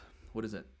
Time-lapse photography is a looking glass into a different perspective or dimension, and it shows you the world from a different point of view. And it's very rare. It's the opposite of slow motion photography. I always use this analogy whenever I do a talk at conferences. I'm like, we're living here. We're living in the now. There's the slow mo guys on YouTube. They do slow motion. They show life at a high frame rate. And there's me and the other time lapsers. We show life at a slow frame rate. We show you evolutions, changing things, cloud movements, people movements, shadow movements, lights over time that you can't notice, you can't witness with your own eyes. But with this technique that serves as a looking glass into our existing world from a different perspective, or you change the dimension that with which you experience the world, that is time-lapse photography. So I think that's why I'm so obsessed with it, because it reveals constantly. And every day now, I'm still finding things that are just so different from what we can see. I'm so sorry. Sorry, Mom. You guys voted for it. You get the burps. Don't let perfection be the enemy of good. That's nice. Joch. Is that how I say it? This is like a nasty ASMR stream. And we're 1 hour and a half in. Freaking great. Next question from Sean, who's in the chat, I believe. How? Just how? How I stream? I'll run you through it. I've got a 1DX2 that I almost sold and then I didn't sell. My mom's again in the chat. She only says stuff when I'm burping. So I used to be known as Tews. Initially Matthews, then Tews, and then back to Matt Joes. But yeah, Tews used to be my website, etc. So I'm filming on a 1DX2 with a 24 1.4 lens, using Canon EOS Utility 3 to have the live view on screen. I'm using OBS to capture part of the live stream of the live view screen. and then I've got graphics on there, and then I've got a Rode Mini NT USB Mini. Diolch, yeah, that's fine. Or is it Diolch? I don't know. And then we're sending OBS to YouTube, and yeah, I've been dicking around all day with trying to get this to look good. That's how. How time-lapse? Well, you've got, 600 videos to watch on my YouTube channel, but yeah, you know that. My favorite ever sunset time-lapse. Favorite, not best. Great question, and I talked about it earlier, is when my sister was visiting me in Australia, was on that hill on the side of a town on the east coast of Australia, pretty far up north in Queensland. This sunset, that was a burner, as we call it, which is something I talk about in one of my previous videos on how to predict good sunsets. And this was just ideal circumstances with a bit of bushfire haze or bushfire smoke particles in the air that retain, that make color stuff differently, or it just changes the light. We had a red glow in the sky for hours, is what it felt like. And I think it actually was. You can watch that sunset in my video, which followed my showreel the year after, called Australian Skies. It was an unofficial second showreel, but to this day I haven't made an official second showreel, and it's almost been 8 years now. So it has been 8 years now. Fuck. Should make a new showreel. But that's the kind of thing. Like, the reason I haven't done that showreel is because there's just so much to go through, and I don't know where to begin. And it's like staring up this huge mountain, and I don't know how to tackle that beast. But yeah, Australian Skies has that sunset in there. Sean watched all 600 of them. Hell yeah. Serious question by Chopper, and Chopper's unlikely to be watching, or I would have seen his ass in the chat. But Chopper's the legend that made this logo. Thank you, Chopper. I love you. You're a great friend, and I appreciate your endless energy for good people and your endless shit talking about bad people. But yeah, this badge, this logo, this channel badge that you get when you sign up to the channel was designed and made by Chopper on a whim as a surprise. He sent it to me. He's like, "Hey buddy, I made a logo for you." And actually, I haven't talked about this logo. It's had an unofficial launch, but pretty much, I want to make merch and hats and stuff eventually, like nice high quality stuff. I don't want to put my name on there because that's wanky. I'm too humble. I'm the humblest person you know, right? So Matt Joes, even though it's one word and people keep thinking my name is Matt Joes, which it's not. That's actually the reason I started my YouTube intro. Hello, my name is Matthew Vandeputte. That's why that line is in there, because who cares about my name? But that line is in there so that people would realize that my name is not Matt Joes. My name is Matthew Vandeputte. Hello, my name is Matthew Vandeputte. Anyways, he knows my work very well, and he used M and J. So I'll put the logo on screen right now. Oh no, because then I might lose the questions. But yeah, M and J in a kind of the shape of a mountain, like a mini mountain range, and then that's my logo now, from now until forever, ever and ever and ever. And I love it so much. And yeah, I guess it's had a bit of an unofficial launch over the last few months or weeks, and especially on the stream, because it was featured on the intro and the outro screens as well that you haven't seen yet. So yeah, I love that. Anyways, to Chopper's question now. Chopper's a cake decorator, by the way. What do you do with yourself during the long sunrise shoots, cars, coffees, beers? Well, not in the mornings, but yeah, one of my favorite traditions back in Sydney with my good bud Sam Yeldon was to, buy a 6-pack of beers and just enjoy the sunset with the cameras around, shoot some time lapses, talk stuff, talk about work, talk about anything, just sit back, relax, and look at the skyline of the most beautiful city in the world, Sydney, Australia. I miss that place. I haven't been there now since... what's the date? Almost a year. I came back end of Jan. That's painful. Literally the most beautiful place in the world. What I do is I set up more cameras, or I shoot behind the scenes footage or photos, or I share, Instagram stories or Snapchats back in the day. There's always something on when I scroll Twitter. I'm on Twitter a lot, as some of you know. So why Matt Joes for a business name? Joshua, good question. Matthews is what my great-grandmother used to call me when I was a baby. Matthews in Belgium, so Matjoez, the same spelling, but pronounced differently. And then eventually, when I started making like family travel videos, I was Tews, short for Matthews, Tews the Movie Maker, which was like my Vimeo name and my website, etc., which was shit at the time. But yeah, Tews the Movie Maker. And then I was like, that's childish. I need to change that to something that's more shortened, easier to say. And maybe I should have stuck with T-Joes, but I went back to the roots. I went back to the OG name that my great-grandma kind of gave me, I guess, which was Matthews, which is Matt Joes in English.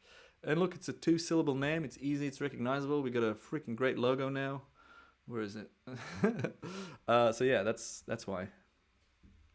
Question: who's your favorite cake decorator? That is a question I did spot. It's Cakes by Chopper. Yeah, Chopper does.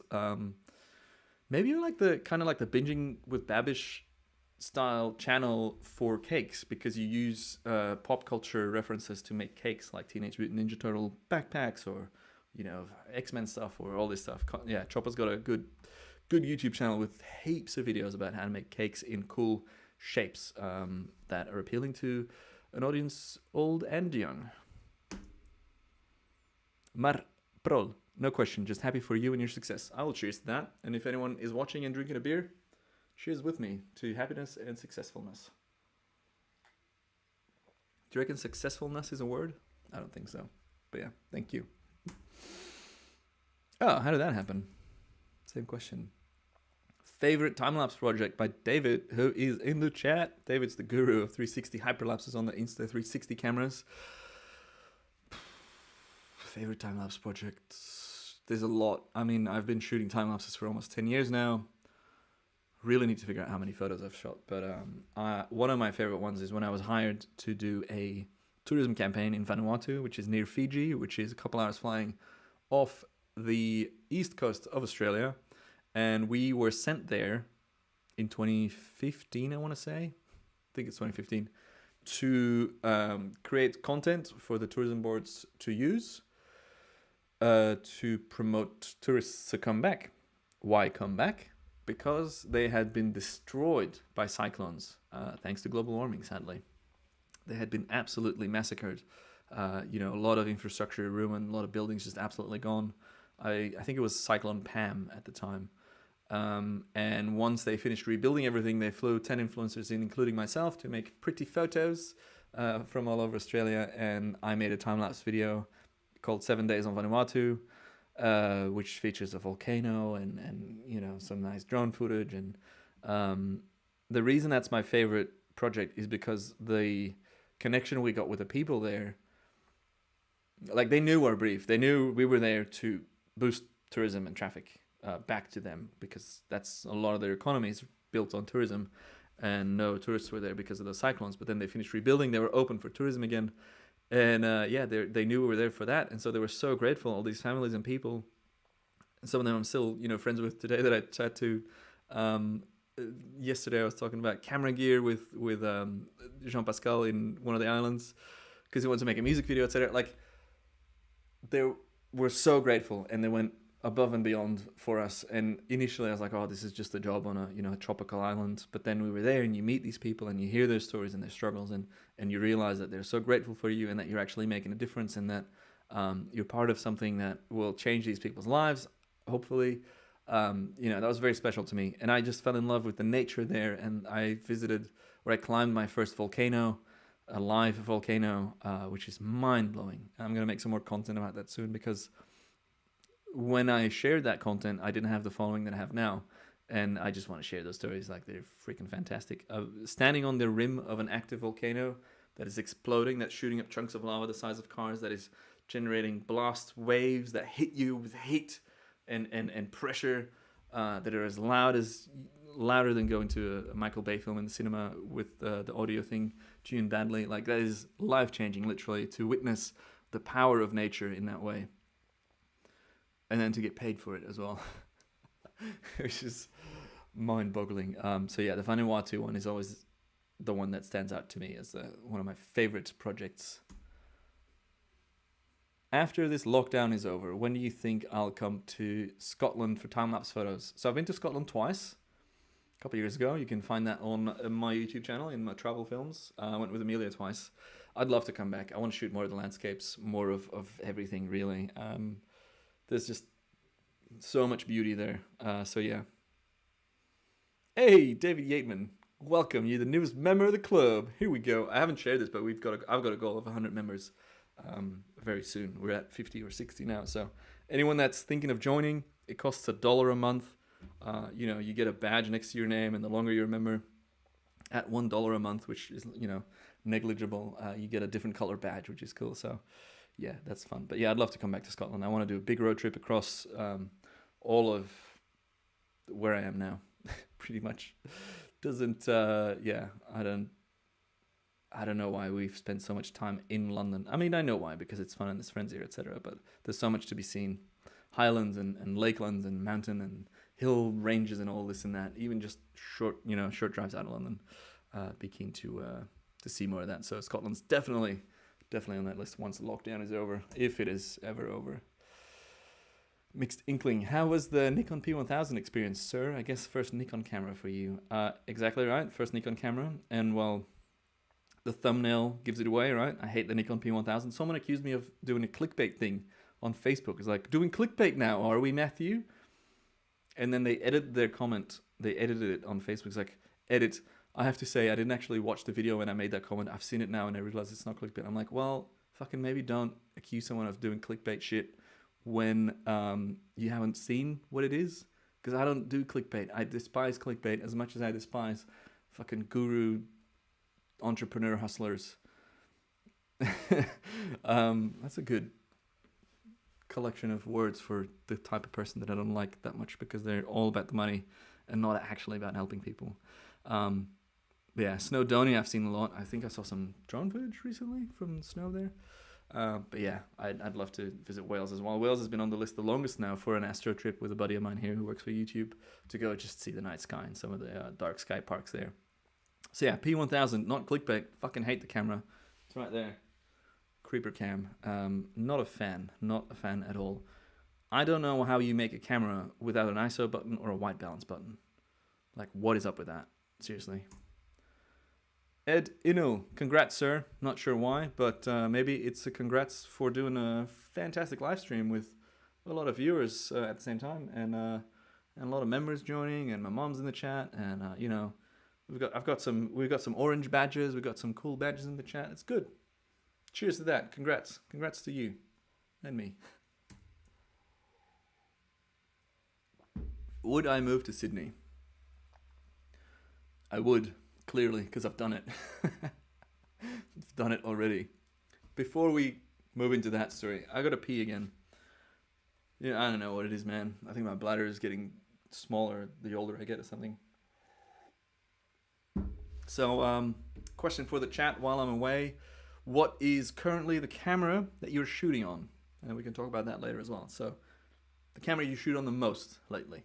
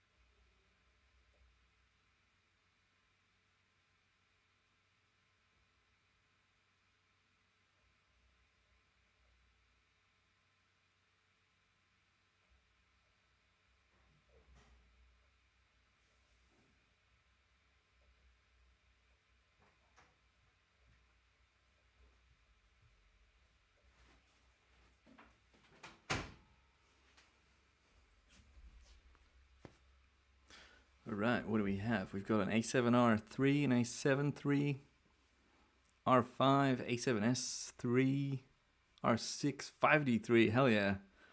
R5 on the way, that is nice. Yen, also a long-time follower. It's so cool, honestly, to see names of people, even if I haven't mentioned you. If you've been following me for a while and engaging with my stuff, you bet I know your name, and I know a little bit about you. Not too much, nothing too creepy. No P1000 zoom in business, but yeah, I appreciate the support over the years, definitely. There's no boring 5D MK3 stuff that I regret. Wait, do I? Gosh, this is weird. Do I still have a 5D3? Yeah, I have a 5D3 still in Sydney, but I haven't seen it in years because I put it in storage, either with a friend or Amelia's parents. But yeah, 5D3, great camera. Just, oh my god, the autofocus for the videos, horrible. That camera taught me how to do manual focus. and I was a gun. I was a fucking guru with the autofocus, the manual focus on the 5D3, despite it not having, focus peaking, etc. But I became so good at it.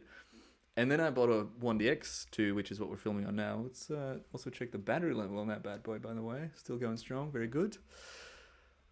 The dual pixel autofocus that launched, I think, with the 1DX2 was so good for autofocusing that I only used that exclusively for all my videos, all my travel videos, road trip films, etc., tourism jobs, and then I just kind of forgot how to manual focus. And then I got a Lumix, and then I had to learn again because the autofocus on the Lumix is nothing to write home about, as we would say in Belgium. Phew. Beer. God damn it.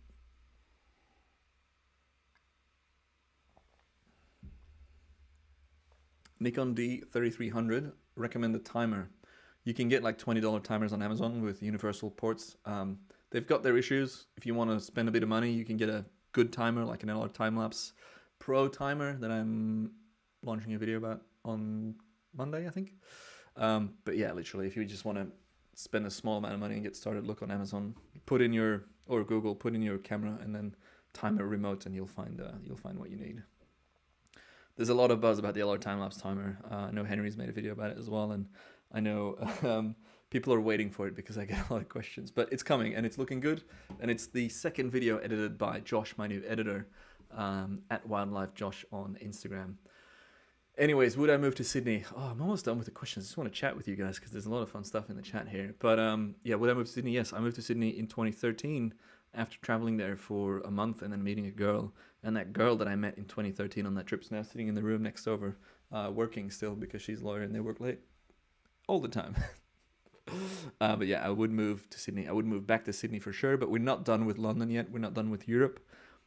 There's a lot of friends that have moved back. There's a lot of people that have moved back from Europe to Sydney, which makes me, I mean, I understand it, obviously. I'm not judging anyone, but it makes me sad because I miss having, my group of friends here or a larger selection of friends because it's hard to make new friends in a pandemic. So that's why I've been making more content and focusing more on work and doing live streams, etc. because I've got more time for it because I'm seeing less friends, I guess. Sorry, Mom. Next question. That was it. That's it, fam. Boop. Gone with them. The question's done. We can chat now. What are we at? I'll probably finish at about 2 hours, so that's 9 or 8 minutes. Yeah, fantastic. Didn't go through all the beers. Didn't have the cherry beer. We'll leave that for next time. I'm hoping to do this more regularly. I'm not closing, by the way. We can chat now. I can see your stiff in her. But yeah, the Q&A that I sourced from Instagram is done. I have this crazy idea to hit 100,000 followers on Instagram this year, and I'm not sure how, because only yesterday or this morning I realized that means that in the next 12 months, with 17,000 followers to go, I need more than 1,000 followers a month, and currently I'm getting no followers a month. I'm getting followers, but I'm also getting people, I think it's old ghost accounts getting removed and culled and stuff, so I've been at 83,000 followers for years. I used to be at 85, I think, or 85 and a half, and then it just started shrinking. They were culling ghost followers, and the way I got those is because Instagram made me a suggested user. This is from years ago, which means that anyone signing up to the platform would be like, here's some people to follow, and they would follow you and then maybe never use their account again, or just not be interested in it, but they'd still follow you initially. So it's very hard. It ruins engagement ratios, it stunts your growth, etc. And if I had to choose, or if I could choose, do it again, I would decline that suggested users thing and just grow organically. But yeah, anyways, I've been shrinking and I'm at 83k now. Would love to hit 100k. Hasn't been a goal of mine for years because I thought it wasn't achievable, but now I'm like, let's just give it a go. So that's why I was chatting to my sister and Jessica last night about reels, and reels are really good for engagement. So 100 reels, what was it? 100, I keep forgetting this hashtag, 100 reels a day, 100 reel days, 100 days reel. A reel a day for 100 days. 100 day reels. I don't know, it doesn't matter. And yeah, I did a little introduction video. I thought they were a minute long reels, but they're only 30, so I had to cut through it. But yeah, that's the thing. If you're not following me on Instagram, you can go follow me at MattJoes, pretty much. All right, let's have a look at this chat, fellas. Let me... Oh, shit, that's way too big. Let me make this into something manageable so I can read what you guys wrote. Also, if the members want, I'll make a video about how this whole setup works. So we can get some more members, ideally. You can hit the join button, £1 a month, $1 a month. Let's go. Oh, that's a lot of chat. Love that. Thank you very much. Yeah, I can show you how this all works. So, just going through somewhere randomly. Wish I could be enjoying a beer with you, but I'm currently working and it is only 10 a.m. here. But I will listen and enjoy some coffee. Levi Janssen Photography. Levi, your name is so Dutch or Flemish, yet it is 10 a.m. where you are, yet it is 6 p.m. here. Where are you? That's crazy. Kevin Clements, Florida, if I'm not mistaken, still on an ADD. Kevin's also a long-time follower. Appreciate that. Sol, who saw the chat. Ethan Singh, 8 a.m. Where's everyone watching from? Let's do that again. Give us your location and your time. A lot of badges in chat. Love that. Oh, the questions are back. That's odd. I thought I killed them. I've got shortcuts now. I'm going to make this whole streaming setup much nicer as well. It's only going to get better from here. Love the BTS shots. Business dad. Antwerpen represent Flemish Fridays. You know what it is. Vlaamse Vrijdag. Oh, I'd love seeing this. BEERSTREAM. Say what? Hello from Hamburg. Greg Snell. Know that name. That's cool. Oh, it's this 20-second interval stuff. Yeah. I mean, yeah, I didn't really have an ending plan, but Joey says hi. That's great. Perth, 2 a.m. Perth. Appreciate that. Time-lapse traveler.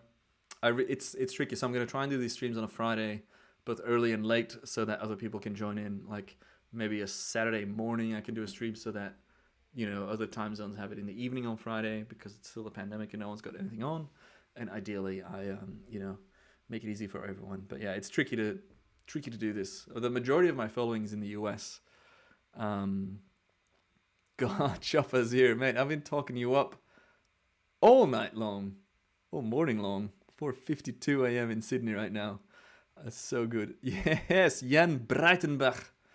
Welcome to the channel, my guy. You've been part of the loyal followers for ages, and I really appreciate. I think Patreon as well, if I'm not mistaken. Really appreciate the support. I'm gonna finish this beer. I'm gonna crack the cherry beer because I want to share that with you. But yeah, just a big thank you for. I mean, I've been looking at concurrent viewers. I was thinking like maybe I'll get like 10 viewers, but this is a 2-hour stream and we're at 44 now. It was averaging about 55, which is fantastic. And Instagram is like 20. Fuck Instagram. Fuck Zuckerberg. Cake Spike Chopper. Not only is your badge showing, your name is also grayed out with a check mark because you're verified on YouTube.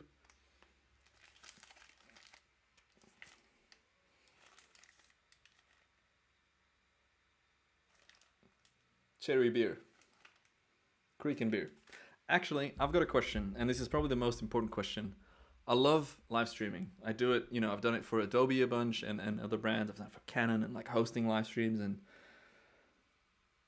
I want to do more of it by myself. I love setting this up with OBS and I'm thinking about Twitch or YouTube lives more, Facebook lives, whatever. But like, what do you think is a sustainable thing that I can do consistently with it not just being Q&As? Like, is it me shooting a sunset or a sunrise? Like, I got to keep in mind how loud I can be, etc. in this limited space we have. But I'd love to hear your ideas, your suggestions. And you're still watching me after 2 hours, or you just tuned in, which is great. So, yeah, let me know your ideas for live streams. I'm also getting a bit boozy now, so it's very good. You can choose. This is a 5.8% beer, the Creek beer. The Duvel's going to throw me off the edge. Duvel is, I don't think I can show that on camera. It probably won't focus. Duvel triple hop.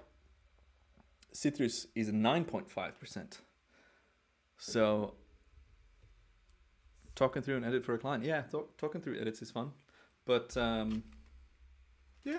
So, I've been thinking of this idea, like I show old videos, we play them, and then it's like a director's cut where I dissect each shot and like pause it and replay. I got to figure out a setup for that for the stream. But, and the editing streams are fun as well. But that's just the casual one. And it's hard to kind of promote, like, join me for editing. But maybe, like, I've got friends, like my friend Sirin, she's Dutch. She does like drawing live streams on Twitch, and that's going really well. And then someone else, Charlie, who works for ConvertKit, the email provider I use, she talks about design, and she's just designing stuff. So maybe that's something I can do. Yeah, more time lapse editing. But then, like, when do you do it? Is it on a casual basis? Is it on a, set time? So you have your set audience coming in? I don't know. It's tricky. I think it's time for a cocktail, Chopper. It's, yeah, right on time for a cocktail. Have we decided on the beers yet? So Duvel or Bacchus? Duvel obviously means devil in Old Flemish. Bacchus is, I don't know what Bacchus is. I do want to check out this bottle because it's a fancy ass bottle with the paper. Doesn't even have any labels on it. How bougie is that? Also, it doesn't necessarily have to end at 2 hours running, right? Oh, actually, it's not ending at 2 hours running because we just passed it. So yeah, this is a cherry beer, so it's red. It's a bit sour. It's pretty fun, and this is a bit of a citrusy, fruity, heavy beer. Literally, first person in the chat, Bacchus or Duvel, we'll decide. There's a delay, so it's always tricky to see that. But yeah, you get to choose. I was thinking that Bacchus, the taste is the devil. Nice little combination of things. Look, it's gonna be Bacchus. I've had the Duvel a couple of nights ago, so let's do this cherry beer. Let's do the thing again. Knife, sharp bit down. Don't use the sharp bit. Could be a spoon, could be a fork. This bit, hold the bottle like such. Let's focus on that. I'm gonna pop that in here. How do I make this easier? It's a prime lens, so I can't zoom in. Can you see that? Like that, and boom. Leverage.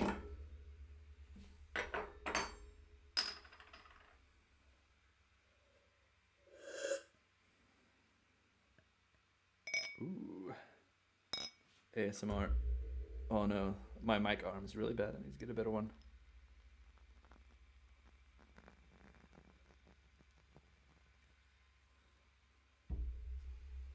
Also, this is the only Rode mic I've ever bought. Rode is the best company in the world. They've sent me so many microphones. But I needed this one for a project and I bought it myself. Pretty rare. Anywho's, to whomever is joining me in a beverage, cheers. To whomever is not joining me for whatever reason, cheers to you as well. That is so nice. That smells so good.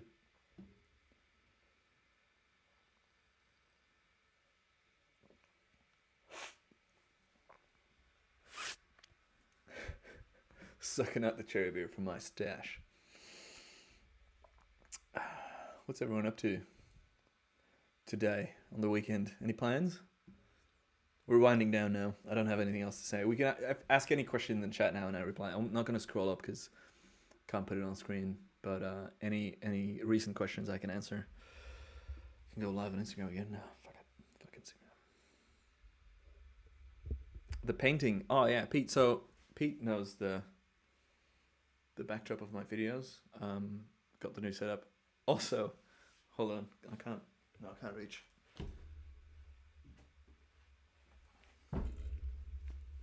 This thing, a sick ass YouTube play button, signed by the one and only Chopper, who's in the chat right now, the only verified. Oh, that's the wrong side. Only verified user in the chat. Yeah, we were at VidCon a couple of years ago, I think 2 years ago, and we were at a party organized by YouTube, and Chopper swiped that. He stole that, but not actually stealing. He just kind of took that. Probably shouldn't say stuff like that on the stream, but yeah, it's fantastic. It fell in his bag, and then we found it the next day, and then he signed it and gave it to me. And one time I was doing a story of my office, and someone that works for Google or YouTube saw that, and he's like, "Did you get that from that party?" I was like, "No, I did not.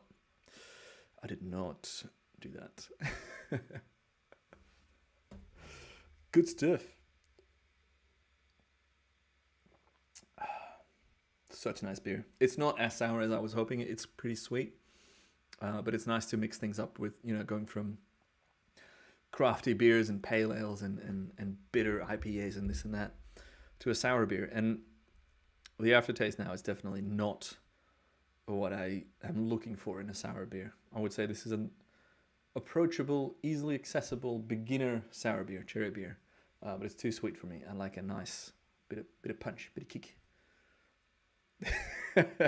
Chopper in the chat. Nah, be real. I stole it outright. Yeah, you did. Yeah, so the hook, Henry, well spotted. That's where the painting used to be. That's hanging in the living room now. I'm gonna either one of my own photos or someone else's photo.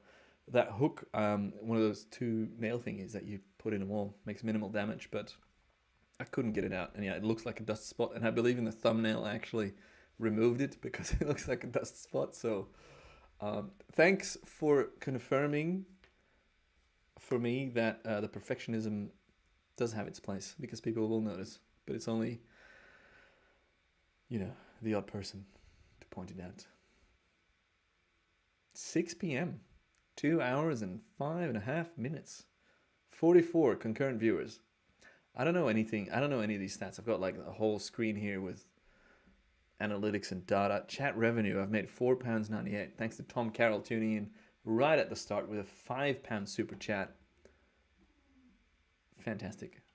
Yeah, any donations go to beers, clearly. Oh my god, Chopper just donated $6 Australian. I'll buy more beers with that for sure. Also, this isn't a money thing, and I assume you know this. I make fucking nothing from YouTube.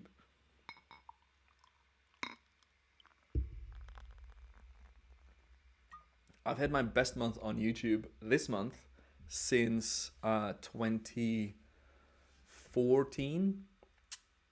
Let's talk numbers. I'll talk you how much money I've made on YouTube over the last little while. How much I get off members. Well, now I haven't checked now, and it also depends on when the payment goes through. But yeah, this is, oh shit. Oh, you still have the audio. Okay, so my camera just died. Let me swap the batteries. Oh, the beauty of live, innit? Take that bat out. Camera's hot. At least it's not an R5. Ooh, that battery is warm. Okay, that one's full.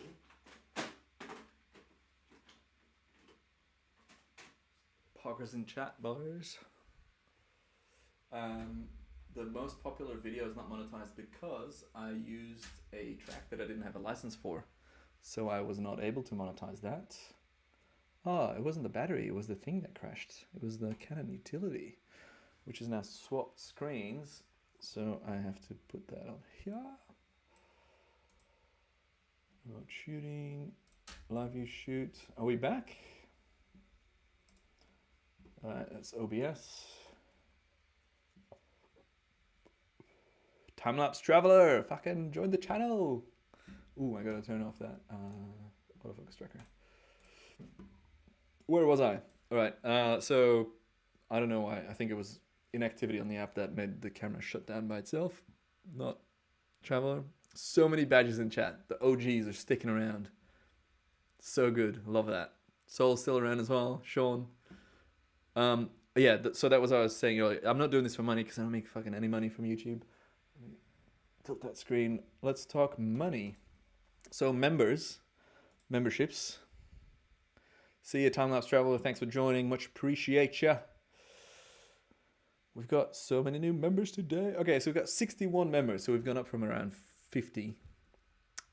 So far in January, I've made $2.73 from memberships. Depending on when they've signed up, that payment goes through every month. But if I go look at my analytics and look at the money, I'm boxed. How am I boxed?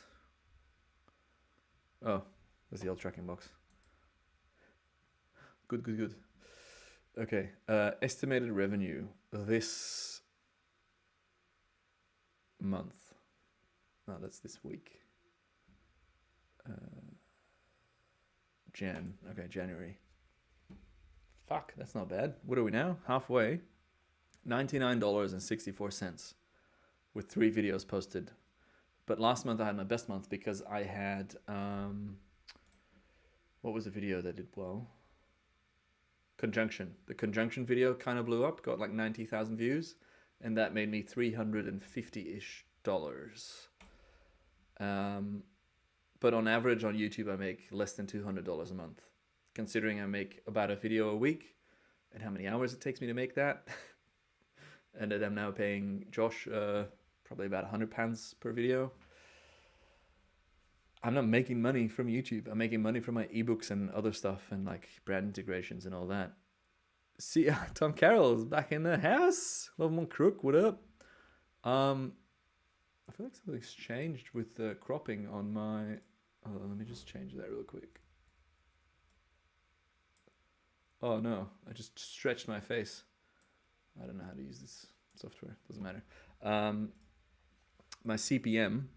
Let's go back to monetization. No, analytics, revenue, CPM, playback. So okay, so playback-based CPM is $9.95. RPM is 3.81. I don't know what that means, but last month I made like $650, which is the most money I've made from YouTube in like 7 years.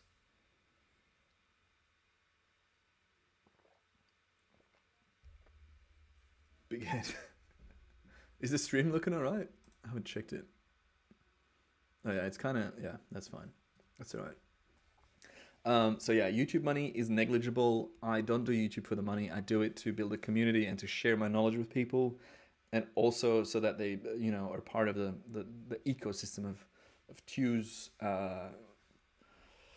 followers. And whenever I make a new product or a new something, I want people to watch it. Every now and then something goes viral, make a little bit of money from that, a couple $100 maybe at best. But the money for me is in the ebooks, which is about half. 50 to 60% of my passive income is ebooks. And this is all stuff for the new channel. I might do a live stream then whenever that launches to get to 100 users ASAP so I can bag the channel name because that's what you need. But yeah, the money on YouTube, on average, the last 6-7 years I've been making $150 a month, which is absolutely nothing. Last ASMR pour.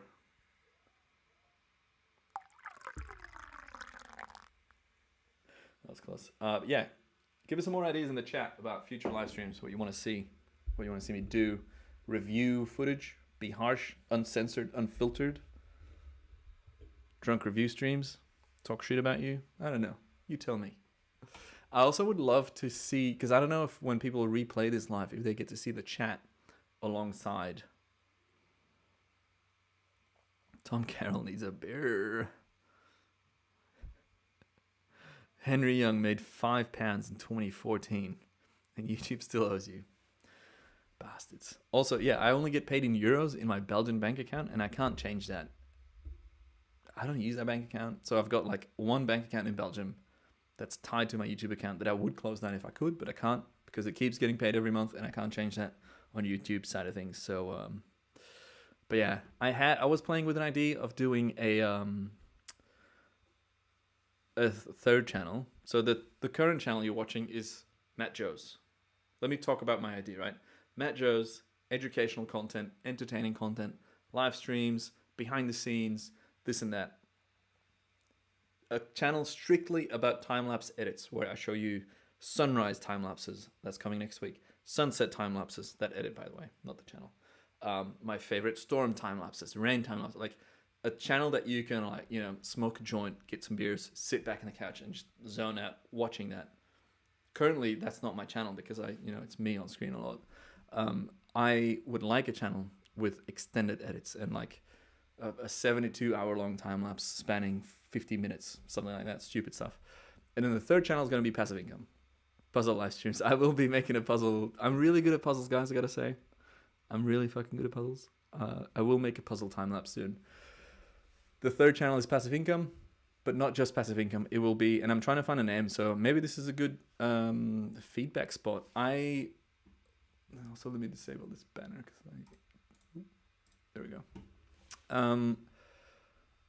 the third channel is going to be primarily the goal is to sell my ebook, Passive Income for Creatives, and my course, which is in the making, is about how to make money as a creative. But what do I call that? Because it's not just passive income. I also want to talk about how I started as a freelancer, how to set up your own prices, how to find clients, how to make a portfolio, how to make a website, all the stuff that's the business side of being a creator slash creative.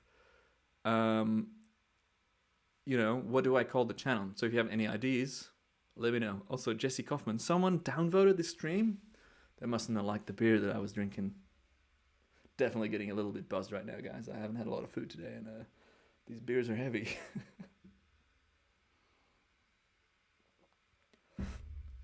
I would sell some bathwater. Do I have any ideas for names? It's hard because, like, if you the name of the book, which I didn't trademark or anything, if you go passive income, how did that stream just the question just pop back on screen? That's odd. That's so weird. Okay, so I'm actually scoring on passive income for creators SEO wise for my website, which is good. Up 1,000% on impressions.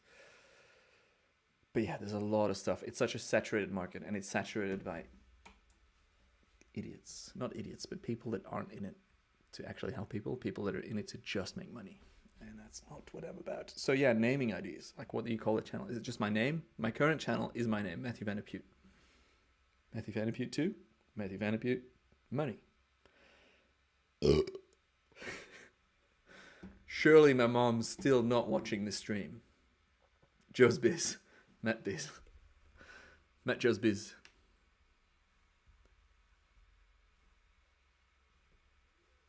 Amelia downvoting the stream. Right. I've got some friends and they live stream like as their main stuff, like my buddy Julian in LA.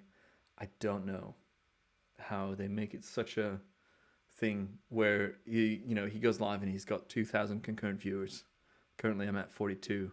Was at 55 earlier. Joe's gives you the biz. Stacy Turtle. Hello, Stacy Turtle.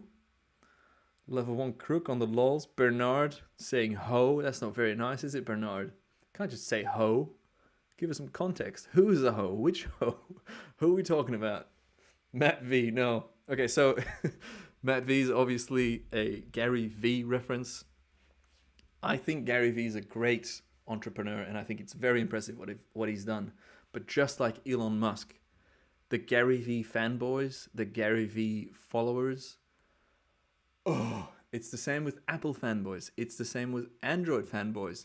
It's the same with Samsung fanboys. I say fanboys, I don't mean it's the person that is just blindly following something for some reason and is deaf or blind to criticism on that. Yeah, toxicity, exactly. Matt V, 5th channel. I'm starting 69 channels this year. At least 69 channels. Bernard, no need to apologize for your bad English. First of all, it's not bad. It is much better, your English, than most people's second language, which is non-existent for a lot of people. Always remember that.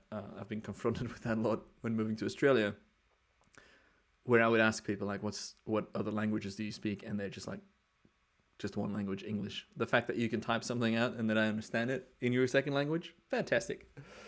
Do you like to try Sony Timelapse internal function? The internal Sony camera time-lapse features are great, are possibly world leading. I would say world leading in the time-lapse genre or realm of things. So yeah, Sony's good for time-lapses. Cult brainwashing is exactly what I'm talking about. But yeah, I used to be like an Apple fanboy, and then I was like, I'm talking 2001, 2002, early days. Wait, is that even... When was that? No, that's too early. 2000 and... doesn't matter. Yeah, we were early Apple adopters, and I was all about that.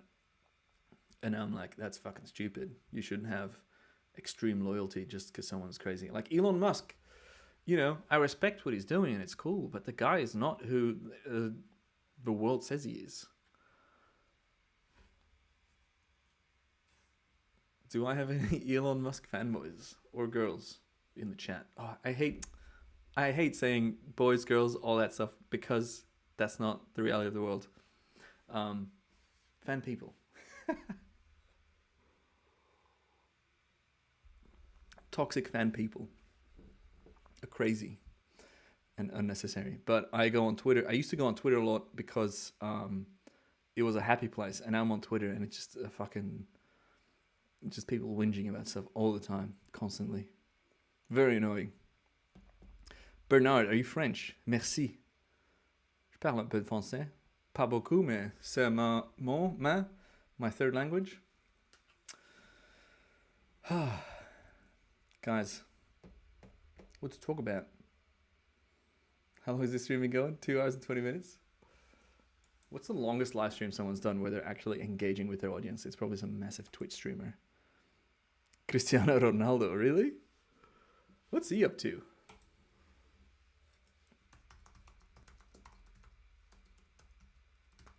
I don't even know if he's still playing. I don't watch soccer or football, whatever you want to call it. I only watch it when it's the World Cup. And the last World Cup, I was in Sydney, and I would get up at like 4 a.m. to watch Belgium play. Because we were hype, all right? We were very hype.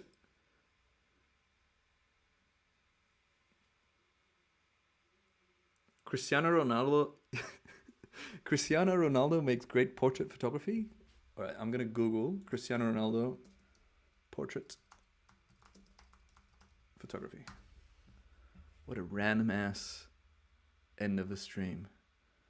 Getty Images. Oh, there's a lot of photos of him on there. Ronaldo keeps getting COVID and can't play. You're in Montreal. Cakes by Chopper. Did you see my question about the Can-Cam? Let's go up. I'll find your question. I had a question about the Can-Cam. Once it's finished, how do you get the image off of it? Okay, so I realized after posting that video, because my dad asked me, like, how does it work? And someone's like, what kind of battery is in there? I'm like, I didn't explain the concept of the Can camera. So the Can camera, let's look at my water bottle. Imagine this is the can that I installed. There's a pinhole. There's a small 1 millimeter hole here. And internally, on the inner edge, wrapped around that pinhole, is a piece of photographic paper, which when you expose it to light, that sounds crazy. I don't know if you guys can hear that. When you expose it to light, it leaves an impression. So you let that sit there for 6 or 12 months. When it's done in a dark room, you open your scanner, you prep your scanner, and then you take the paper out, put it on the scanner plate, scan that paper, and then you take it out, and then more light hits the paper, the exposure disappears. So you have one shot pretty much at capturing the capture that you've just spent 6 months on. So it's going to be a fun video in 5 months and 3 weeks, 3.5 weeks from now, when I take it all out. And maybe I should install a second one. Do you think I should install a second camera? Because I don't want to mess it up. Also, there's a discount code if you want to get a solar cam yourself, which could be cool. Have I visited India? Yes, I have visited India. Hello, Divyatejas Venkatesh. Pronunciations for me are always tricky because from a Flemish point of view, you pronounce things totally different. Like my last name, Vandeputte, in English would be Vandeputte or Vandeputte, but in Flemish it's Vandeputte. I went to Ladakh in India in 2015 to look for snow leopards for a shoot, which was funded by Canon Australia, which ended up on National Geographic, which was then bought by Netflix. Just name dropping casually. By Abraham Joff, legendary documentary filmmaker from Australia. But yeah, I went to Ladakh and spent a bit of time there looking for snow leopards, and we saw a snow leopard on the first day, which was mind-blowing, really. I'd love to go back to India, though. I haven't seen much of it besides this crazy militarized state. I think Ladakh is the most militarized region in the world, possibly, because it borders, I want to say Pakistan and China, but I'm not entirely sure. So don't skin me for that. But there was so much shit going on, like tanks driving around and defense forces and checkpoints, and we were on this shoot for this production about snow leopards, and we had to go through checkpoints where they checked our gear that we had and drones, and we didn't have the right permit for the drone and this and that. So it was quite stressful to be a part of that, but also very, very cool. And I've been playing with the idea of finding my old phone footage from that trip and old, BTS stuff, because we flew into Lukla Airport, the most dangerous airport in the world, where they have that landing strip, which is on an edge on a cliff in a mountain. We flew into that on an old Russian plane, a new Russian plane actually, with old Russian pilots. I've got all these stories to tell, so I want to revisit stuff. It's a pandemic now. Like maybe that's a series of content where I retell old stories from my career, and use old footage, because holy shit, I've got some stories to tell. So yes, India, but I'd love to see more of it because I've only seen the one thing. Sol, have you ever ooit gedacht om een hyperlapse te maken op film in Flemish? Have you ever thought about making a hyperlapse on film? My guy, yes. Hold on. Where is...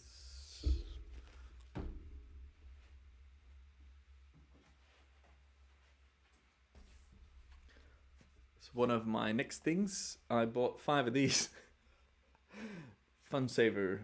27 photos plus 12 for free. So 39 photos on an analog point and shoot throwaway single-use camera. I want to make a time lapse with 2 of these, 2 seconds, stretch it out to 3 seconds, make it into a boomerang, and also a hyperlapse, and then develop the photos and then stabilize the scans of the analog photos or something like that. I don't know. So yeah, hyperlapse on film. It's happening. I'm using these throwaway cams because I don't have a proper analog camera. If I had that, I could do that. But yeah, that's cool.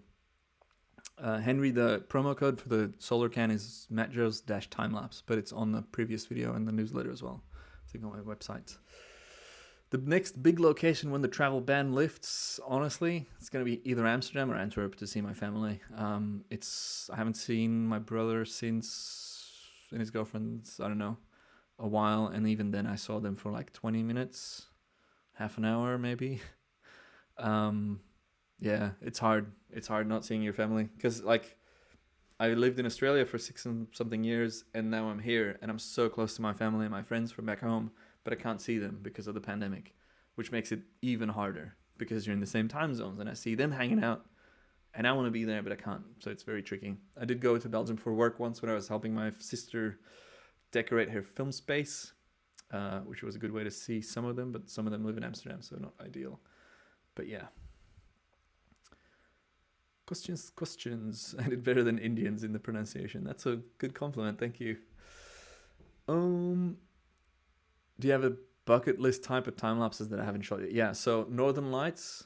I haven't seen the Northern Lights. I haven't shot them. I've seen and I've shot the Southern Lights, the Aurora Australis, as we call it, instead of Aurora Borealis. So that's definitely on the list. Iceland. I'd love to go, but I'm also like, oh, it's been shot to death. But I'd love to shoot it myself. I'm a bit of a hipster in that sense, though, that a lot of people, I just don't want to do the same shit that everyone's done. So I'd rather maybe go to Greenland, which is less touristy and less shot to death than other ones. But yeah, there's so many things I still want to try. As I mentioned earlier in the stream, like, the whole flow motion thing, the super, what do you call it? Super zoom, ultra zoom, where you combine shots, all that stuff. A tornado I'd like to film. I've shot some hectic weather. Solar eclipse I've tried, and right as it started we got clouded over in Sydney. A dust storm, like a nice haboob, I haven't done. I'd love to go to the Tornado Alley in the US in the peak season and go storm chasing with people like Michael Binsky, or there's a guy in WA in Western Australia called Jordan Cantello who's great. There's a Tassie guy called what's his name? Norks Benjamin something. I follow him on Twitter. Like, storm chasing is just fantastic. I want to do more of that. But anyway, why do Indians make such names if they can't pronounce it themselves? I don't know, man, beats me. But then we have names in Belgium that are just absolutely ridiculous, like Vandeputte, which a lot of people don't know how to say. This is such an interesting question by Bernard. What's the best way to write in English? Time-lapse or time-lapse? I started writing time-lapse when I started shooting it on my blog, etc. And it always gets auto-corrected to time-lapse. In my mind, the reason I stayed with time-lapse in one word is because most people looking for information about time-lapse will type it in one word. So from my point of view, I was like, it makes more sense to optimize for the SEO of people searching for time lapse in one word, unless they get autocorrected to time dash lapse.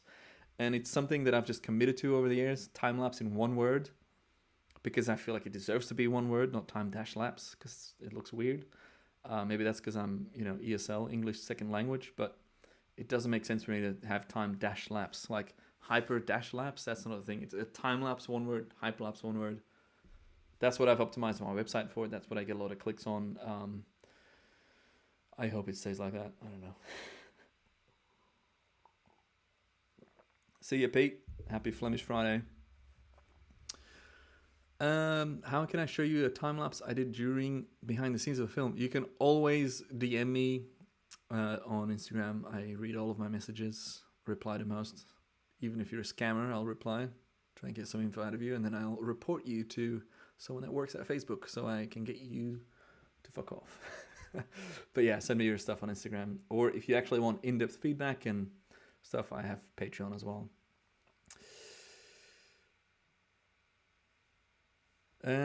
Greenland, Tornado Alley. Jesse's on the storm chase. Shuvik, I've seen your question come in earlier twice, I think. So the question by, and I'm gonna try and pronounce, Shuvik Banjopadhyay.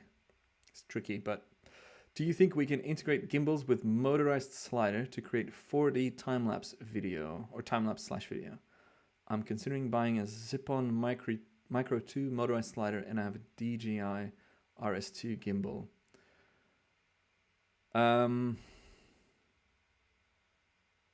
So 4D time-lapse as opposed to, well, I think you're using 4D wrong, like 4 dimensions, 3 dimensions, 2D. What we're doing is in 2D, up and down and left and right. 3D has 2 angles of that, stereoscopic view. 4D would have an extra layer. What I think you're talking about is 4 axes of movement. So a camera on a tripod is no axis because it's static. A camera turning sideways is 1 axis. A camera turning sideways and up is 2 axes. A camera turning sideways and up while sliding through time is 3 axes. You can make a 4th axis by doing a focus pull or a rotation. And then you can add a 6th axis, etc., etc. Someone's got to clip that. Someone's got to make a GIF out of me display all the axes. But it is possible, but I wouldn't recommend the gimbal just purely because they're quite shaky usually, and it's not ideal. You would work with dedicated motion control equipment, but if budget's a thing, then you can, get a phone gimbal, stuff like that, all the axes. But yeah, it's possible. I used to have a lot of Kessler kits, which I then gave long-term loan to a friend because I moved here and I couldn't carry it because it's bloody heavy. But yeah, I had a pan, tilt, slide, focus kit. So 4 axes of movement on one camera, and you can get it as crazy as you want these days. There's all these companies that make so many things. SERP doesn't have any motion control stuff like that, but most of it is very, very niche and is usually not worth it to buy for people that are that just want to make that for social. Like you can justify buying it if you've got a production company that has a warehouse to film stuff in like that, or like someone like MKBHD with a robot, or Dan Coulihan in Sydney who just bought one of those robot arms as well to combine all these axes in one. That's cool. But for the lay person, for the average time-lapse hobbyists, it's overkill. And even now, like, most of my time-lapse videos are shot without motion control, and thus lower production value, but no one minds. It's all about the movement in the subject, not necessarily the movement of the camera shooting the subject. In a lot of cases it can take away from it as well, and I know part of me saying that is just because I'm kind of lazy and I've got my fixed mounting points on my balcony that I put my cameras on.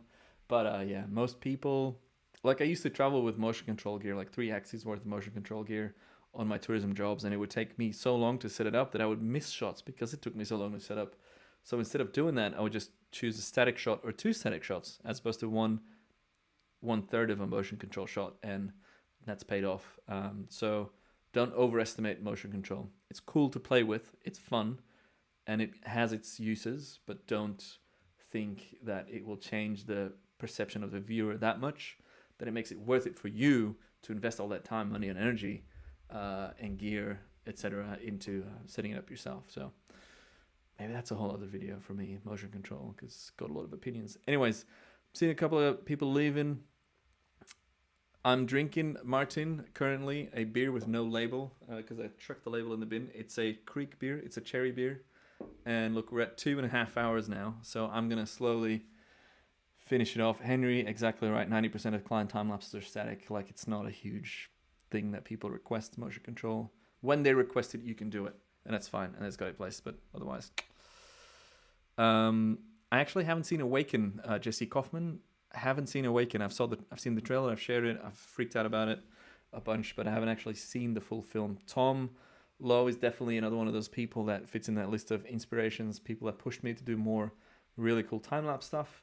And a bit controversial as well from people that have worked with him and the production, and it took forever to get somewhere and money and funding and this and that. He's asked me to create some stuff for his Awaken film years ago, which led to nothing despite me trying to communicate more, and then nothing for a public chat here, I think. But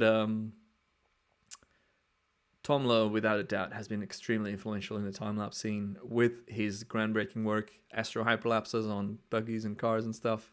I props to him for doing what he did, but I'm not up to speed on what he's done lately, so maybe it's time for me to catch up on that. When's the next live stream? I don't know, but I like doing live streams on a Friday because it's kind of chill. I can, have a couple of drinks. I don't like drinking during the week. I like to stay productive. But I'll let you know. The best way to stay up to date is by turning on post notifications, is by, let me put the banner back up, is by joining the channel. Usually I've got stuff in this corner, so having it in this corner is different. Join the channel, £1, $1 a month. And you can get notifications, and you can get replays of older streams, etc. I know you like drinking during the week, Chopper. No surprise there. That's the closing one. I'm going to end it now. I can keep chatting all night, but we'll keep some stuff for the next stream. Thank you so much. There's 43 people now viewing. This is the first stream of the year, the first official YouTube live stream on this channel with Q&As, combo of Instagram and YouTube. I am beyond stoked with the engagement and the people in the chat, the familiar names, the new names, the people signing up to become channel members. Fan avant soul to you too. Cheers, everyone.